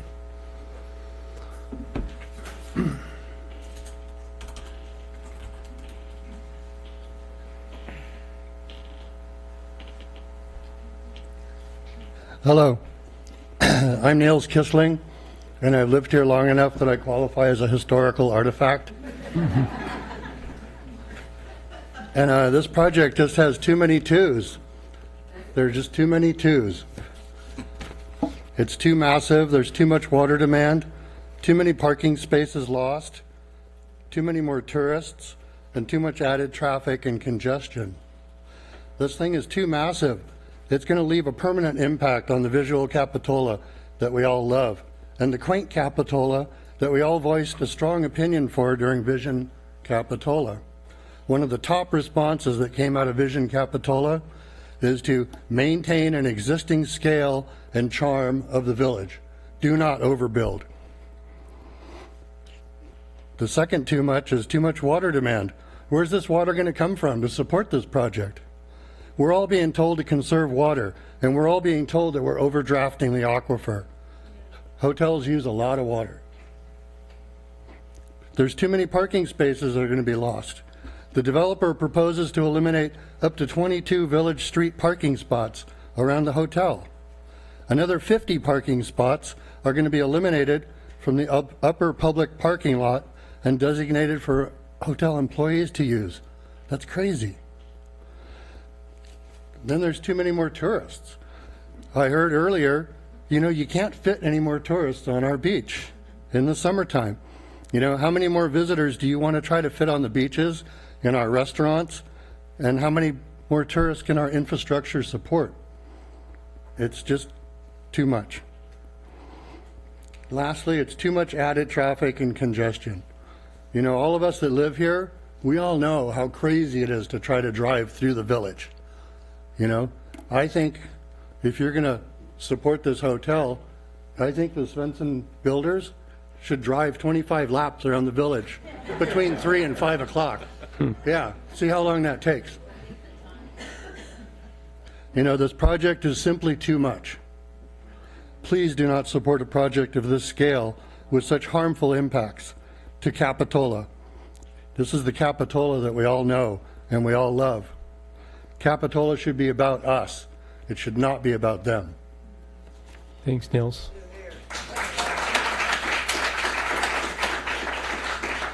Okay, do we have anybody else that would like to speak?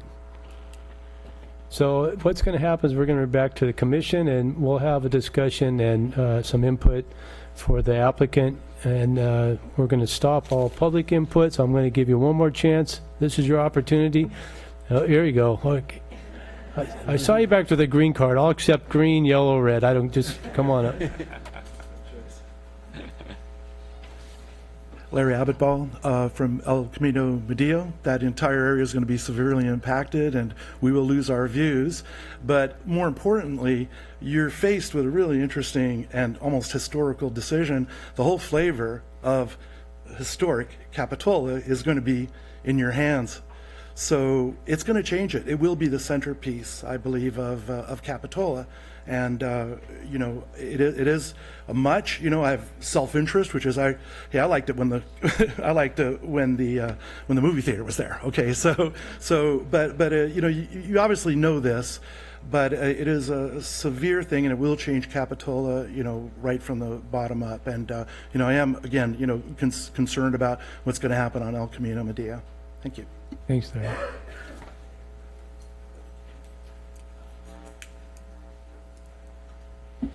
Anne Marie Weiss. I have junior guards and support Capitola wholeheartedly. I think a hotel's actually a great idea at a smaller scale.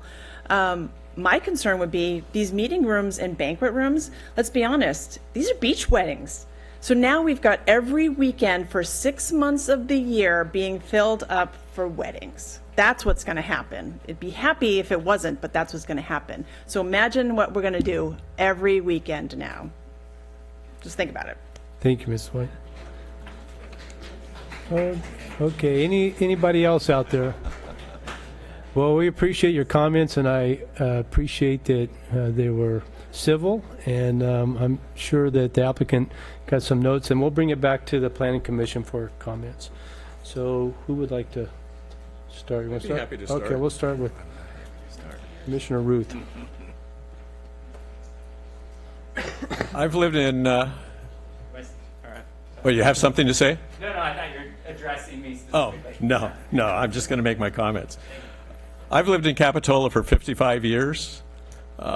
I can recall in the wintertime you could shoot a cannon down the Esplanade and not hit anyone. That's how it's changed. The one thing I love about this community is that when people perceive a threat to the village, they circle the wagons, and we get these great turnouts for these meetings. This project, and I think you guys will agree, that it assumes that it qualifies for those additional density bonuses because it meets those 4 criteria.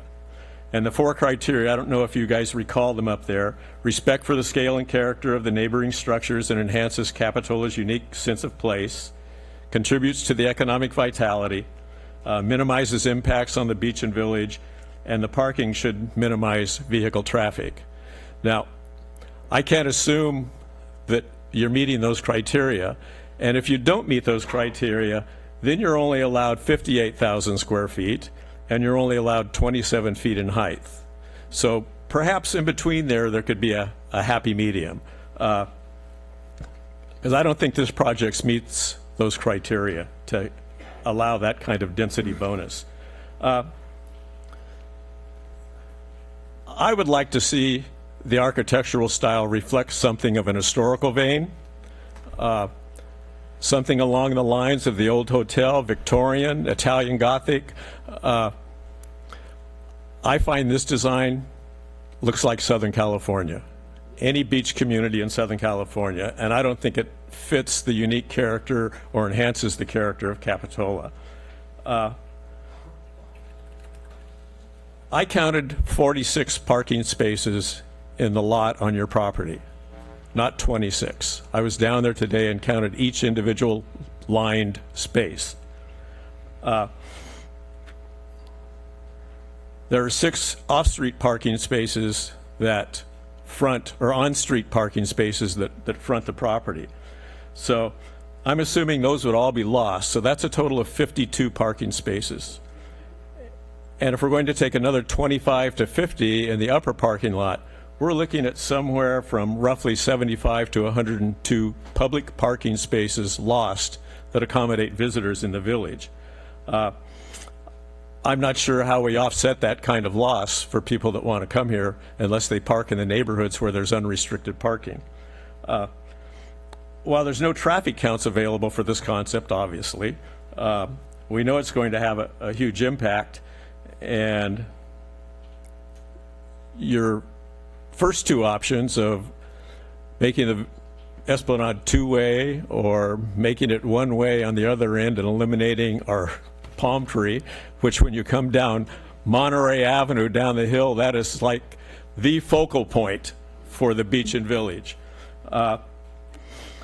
So I think we need to work out something where you do use the in lieu parking, and perhaps even maybe some kind of structure in the parking lot where people could check in, drop off their luggage, and a shuttle serves so they don't even have to drive their vehicles into the village. Might be something reasonable that might work. So I'd like to see a substantially smaller proposal, something that more closely reflects the historical site, reflects the old hotel. I think if you could do something like that, I don't think you'd get any argument from this community They want to see something like that restored down there, but not just overwhelm the village. I know the FAR, you have an option to go to 3.0 if you can meet those benefits. For me personally, when that was brought forth in the general plan, I was voiced concerned about it because I saw it as an end run around the zoning requirements. And the findings are very subjective. I mean, you could ask 100 people and get 100 different answers because there's no way to measure those findings. So I'm concerned about the density, the height. I'm not sure how a pool would be utilized, but I think the noise would carry up onto Depot Hill. I think some height and design variation that fronts along El Camino Medio, because those people that have those homes on El Camino Medio, it looks like right now they're going to be looking at blank walls with windows in them, even though they vary in heights. And I would like you to consider reducing or eliminating the conference room space. And I'm not sure with that particular use, and I think the lady was correct in saying it's going to be utilized all the time because it's such a desirable place to have a wedding. I think it could overwhelm the village. So my opinion is there's probably some tremendous economic benefits. I mean, those are pretty obvious. But for me personally, I'm not willing to sell the soul of the village for economic benefits. So that's my statement.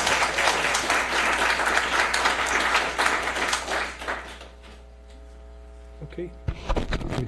We might as well go online. Are you ready? Online? Okay. Might as well. So I'm going to keep my comments brief and not try and be comprehensive tonight. Just touch on a few things. First, it's great to see the passion and interest of the community. We come here once a month, and it's often very lonely.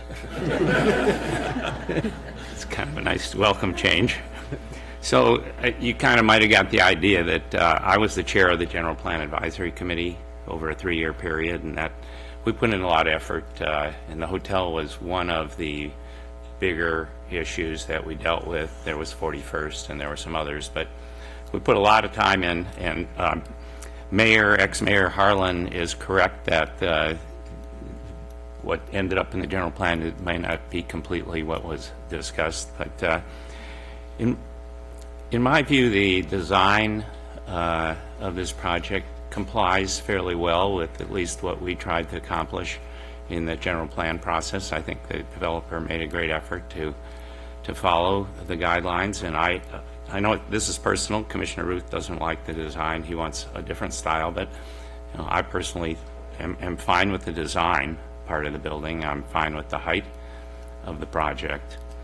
The concern I have, I'm going to talk a little bit about change, because change is a constant, and Capitola was one thing in 1890, and it was something different in 1920, and it was something different when I came 50 years ago, and it's going to be something different 20 years from now. So those of you who want to freeze a point in time, that's not going to happen. That has never happened and never will happen. So we can't be afraid of things changing if we do it intelligently. But what's changed for me from the time that the general plan went into effect and now is, maybe my perception's wrong, but I think the congestion in Capitola has increased astronomically over the last few years. It may have to do with Highway 1. I don't know what it is, but I can walk down to my office a lot faster most days than I can drive, and I have to pick, everyone knows this, the congestion has increased markedly, and the problem with this project for me is not the design and style and even size, it's the traffic circulation congestion issue. And I don't think the developer has really tackled it in a viable way yet. The ideas that have kind of been thrown out in a very preliminary way are ideas that we actually started studying at various times, and it's never really gotten anywhere.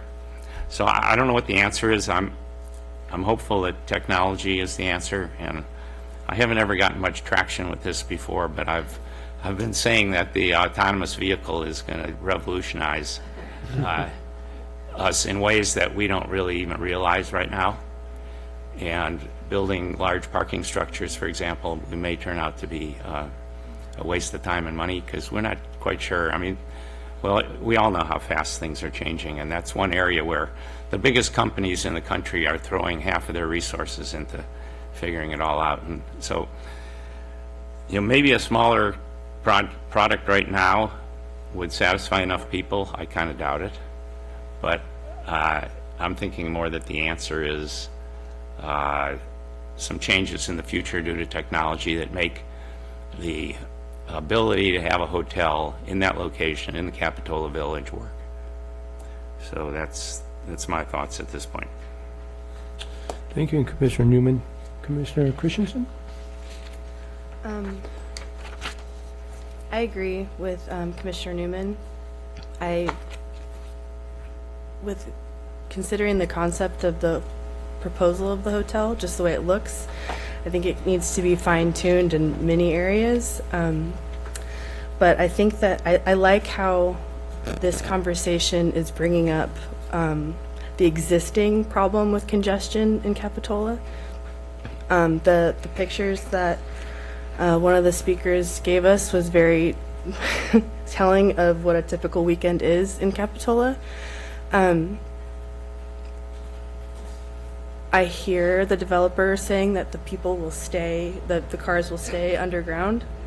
I think it just more points need to be addressed of how the hotel will remedy the congestion and the community itself.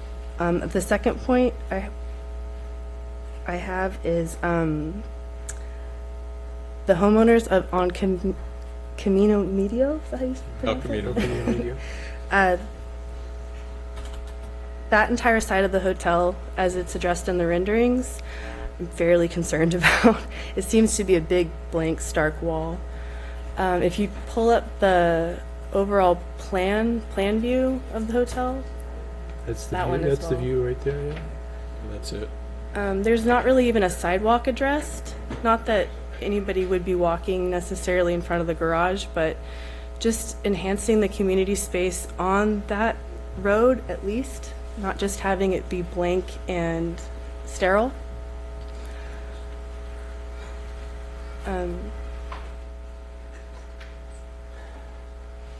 But generally speaking, I agree pretty much with Commissioner Newman, and yeah, thank you.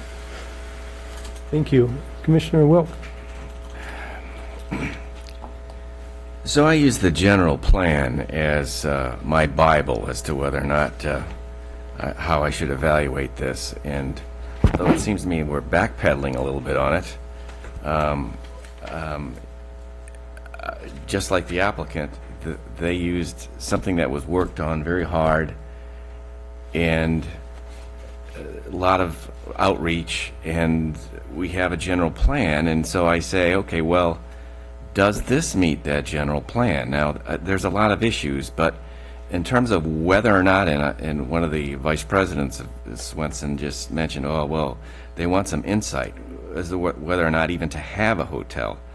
Well, I would think that the general plan says, yes, we want a hotel there, and the only question is how big. Now, any hotel is going to have the issue of traffic and sewage and water credits and all those things, and I think those are hurdles that may kill this thing. I mean, water is a huge issue around here. Sewage was brought up as well. Those issues alone may dictate how large this can be, but I'm assuming that you guys can figure that out, and I don't think you have yet, but I'm assuming those are obstacles to be overcome, not things that will kill the project outright. I've been the treasurer of this town up until the beginning of this year, and so forgive me if I say I like the financial benefits. That alone, I think, is enough to get the FAR credit, because We are facing a pension crisis, and if you like Capitola the way it is, we're going to need more money because our pension burden is increasing every year, and it's starting next year. So if you want to talk to and this will probably come up at the city council, so I won't belabor it, but the financial issue is a real one, and it needs to be considered seriously. I mean, we have a rainy day fund to bridge the gap, but it's only a bridge, and this would be a long-term issue that would help that. So with regards to the design, again, I assumed that we wanted a hotel, so I was kind of going into the details a little bit. One of the issues about pedestrian friendly and massing issues associated with what you want a good urban planner to approve, you have a long stretch of along Monterey Avenue where there is no doorway. I mean, you have that whole bar there. If there was like an entrance to the bar, a doorway, that would make it, I guess, at least according to standard urban planners designs, that would be it would be more pedestrian friendly and more towards something that you'd like in a small village. I don't have a particular preference on the traffic circulation. I think any one of those, if it made sense. I mean, I guess the third one, where you just leave the traffic as it is and just put more traffic through the village, that's probably the least beneficial. But either reversing the flow or having the roundabout, I think either of those could be studied and might be worthwhile. Again, in terms of meeting community benefits, I think the meeting rooms, until I heard about the wedding thing, I thought that was a benefit. Now I'm not sure about that. But the increased village businesses, I mean, I've heard city planners and councilmen saying, when you have an empty shop, or it's like a smile with a missing tooth. So we want a vibrant village. We want to have not empty villages, empty housing. I'm sorry, I can't speak. But anyway, I think this will help create a nice, vibrant village. So I like that. The notion of an off-site parking structure, maybe that's something that would calm a lot of people's concerns, because obviously parking is a big issue, and former Mayor Norton brought up the notion of having a off-site parking. Maybe that's something you'd want to look into. Overall, I think you've made a decent attempt to meet the requirements of the general plan. And so from that standpoint, I would think this would be worth considering further. Thank you. Okay. And before I kind of give my perspective, and obviously this is very subjective. There's a lot of subjective issues, but there are some very realistic issues that the community brought out tonight. And really, this is for you folks to go back and decide where you want to go with this, and whether it's feasible, whether it pencils it out. We can't really do that for you. You've heard some of the concerns. And so I appreciate the community coming out, because often, as Commissioner Newman stated, it's lonely here, and you depend on us to try to make some of these opinions for you, and so we appreciate you coming out and doing that. And I can't add a lot to some of those that's already been given. The issues of water and sewer, those are just issues I think that you face as a company, any business that would have to go in there. So I don't really have those concerns. Either it's going to work for you or it's not. But I'll kind of go through the guidance that you requested through the steps. As far as it goes back to the general plan, we've been talking about a hotel for many years now, and while I know Commissioner Newman was the chair of that, I don't know how much was changed specifically about the hotel. I do know, as we rewrote the zoning code, the Planning Commission took this into consideration and what the hotel would be like, and that's why we said that there must be this green belt above the bluff. And unfortunately for some of you, unless you looked online, you didn't see all the drawings, because there were some renderings that identified from Depot Hill, for example, what it would look like. And it really doesn't block the view of the ocean from Depot Hill. Oh, do we have that one? Yeah, so it blocks part of the, you see from, I'm sorry, from the, well, we can discuss this, but if I live on, I just happen to live on Depot Hill. I know that bench, I know that stairway. I do it every single day practically. So when you look at that view, it's an obstructed view to that part of the ocean where you can see sometimes where the junior guards are, but you can't honestly always see the ocean from that area. So I don't know that it's going to obstruct the view that much. It's going to obstruct the view from El Camino Medio without a doubt. So I see those concerns. The design, massing, and articulation are subjective. For me, I don't have a real big concern. My thought is the community is going to weigh in enough to help them come to some type of understanding of how many rooms it's actually going to be and what that massing is going to be. The height, like I said, I don't have a real heartburn over the height of the hotel. Parking is something that, I used to be on the Traffic and Parking Commission before we finally abolished it because we weren't getting anywhere. As was mentioned by many people, it's been the issue in Capitola long before I was born here in 1958. So that's something that is always going to be an issue here. But I think the traffic circulation and the discussion of parking and how we do that, I have never been an advocate, if you go back in history and look at my position on the Traffic and Parking Commission, of adding additional parking, a high-rise parking area. I never felt it should be the residents of Capitola's responsibility to pay for more tourism to come to this town. And either tourism will support it or it won't. And by that I mean, if there's going to be enough tourism that's going to pay for parking that would pay for an additional parking structure, but I didn't believe it should be the taxpayers' burden to pay for more tourists. And I also believe that as this picture shows, there are certain days that the beach is just overwhelmed and there's not enough room for more tourism. But having said that, parking for the hotel, I think, can be somewhat subjective. Swenson owns that parking lot today. It's not a publicly owned parking lot. And obviously, they make money off of that, opening it up to the public, and it's not just sitting there as a vacant area. But they have no responsibility to provide that parking. And so if we look at the number of cars that go into those spots, and I think maybe some of the confusion or maybe the discussion about how many parking spots are there, some of those are leased out if I'm not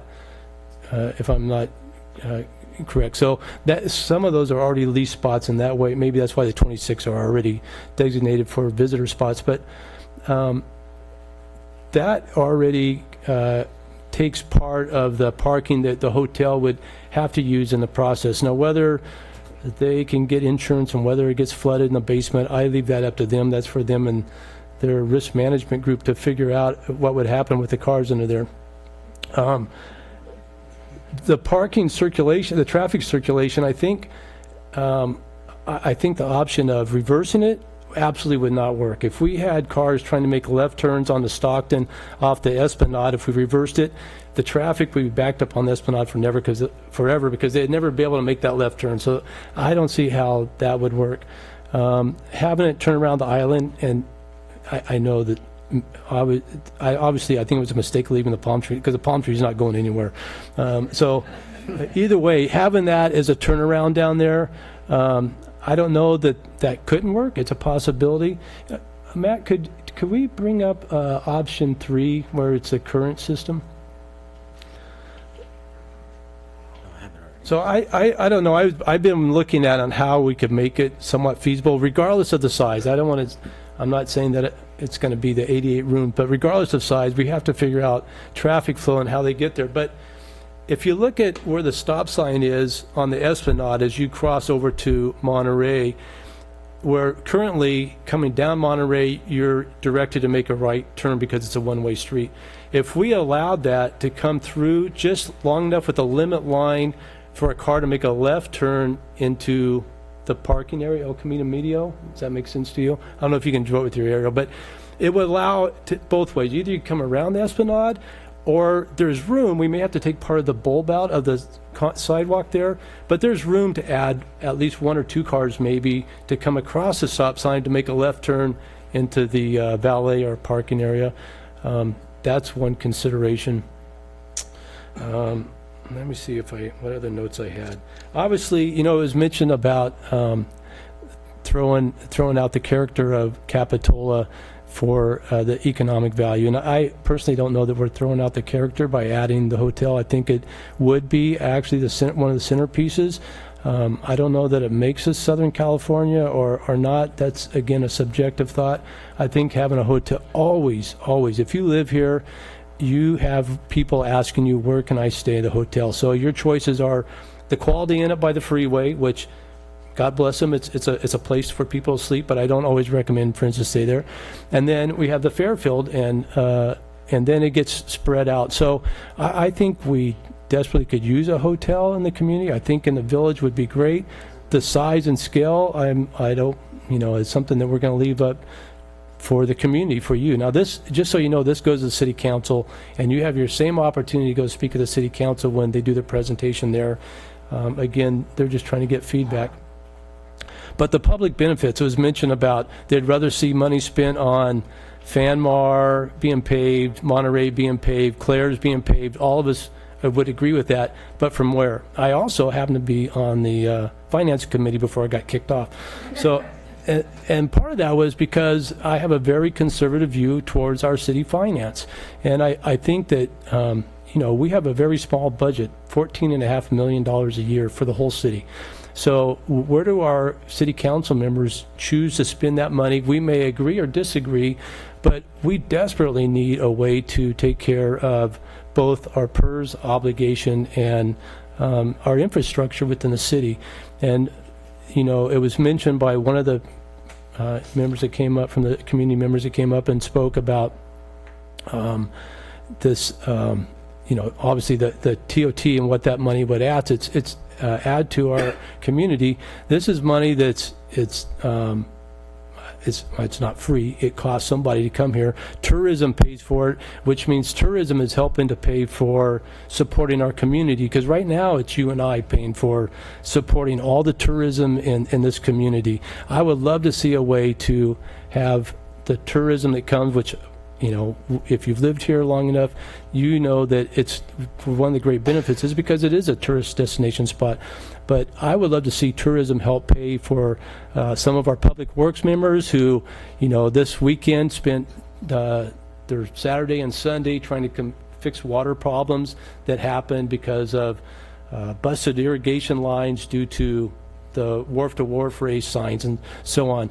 Who pays for? Right now it's you and I paying for that. So I would love to see a hotel personally that would help bring some character, opportunity for some of our friends, family, and other people to enjoy our little village, and also help offset some of those costs. So those are some of my perspectives. I think there's some benefits to all of it. I really like that you took into consideration our junior guard. They're part of our community. I like how that part fits into the hotel. So with that, does anybody have anything else they would like to add? Again, we're not taking any formal action tonight as a commission. The biggest part was for the applicant to hear your concerns, and I think that was well stated. And I think from the letters we received, and I'm sure we pass those on to the applicant as well, the letters we received, they're very consistent, and probably there's no surprises. The concerns were outlined in our general plan as well. So with that, I think I will bring that to a close. Oh, I'm Peter. just wondering if the applicant would have any further questions of us. Okay, Clarifications. that's a good point. You have anything you would like, any more clarifications? Nothing to clarify unless Jesse has anything you want to clarify. No, we really appreciate your time. We know it's a late night, and we want to thank the public. We understand you're very passionate about this, and thank you for coming out. We'll see you at the City Council meeting. And can I ask, I should know that date already, but I don't. Do we know when they're coming to the City Council meeting? We do, August 22nd. August 22nd. August 22nd. The City Council will be receiving the presentation, so you can come and state your thoughts and concerns. on that date as well, and I'm sure they would appreciate that. Any discussion from staff? No, great discussion. I think there was some clear direction on a future application, and no further discussion from staff. Okay, and I guess that moves us to the director's report. I appreciate you folks coming tonight, and I appreciate your input. I know that the applicant does as well, so thank you very much, and thank you for being congenial in the process. There's no director's report this evening. Okay, no directors, any commission comments? None here. As you leave tonight, I will tell you that National Night Out is Tuesday, August 6th, so Jade Park at 5 o'clock, go get a burger and meet our great police officers and other members of the community. So, thank you. And with that, we're adjourned.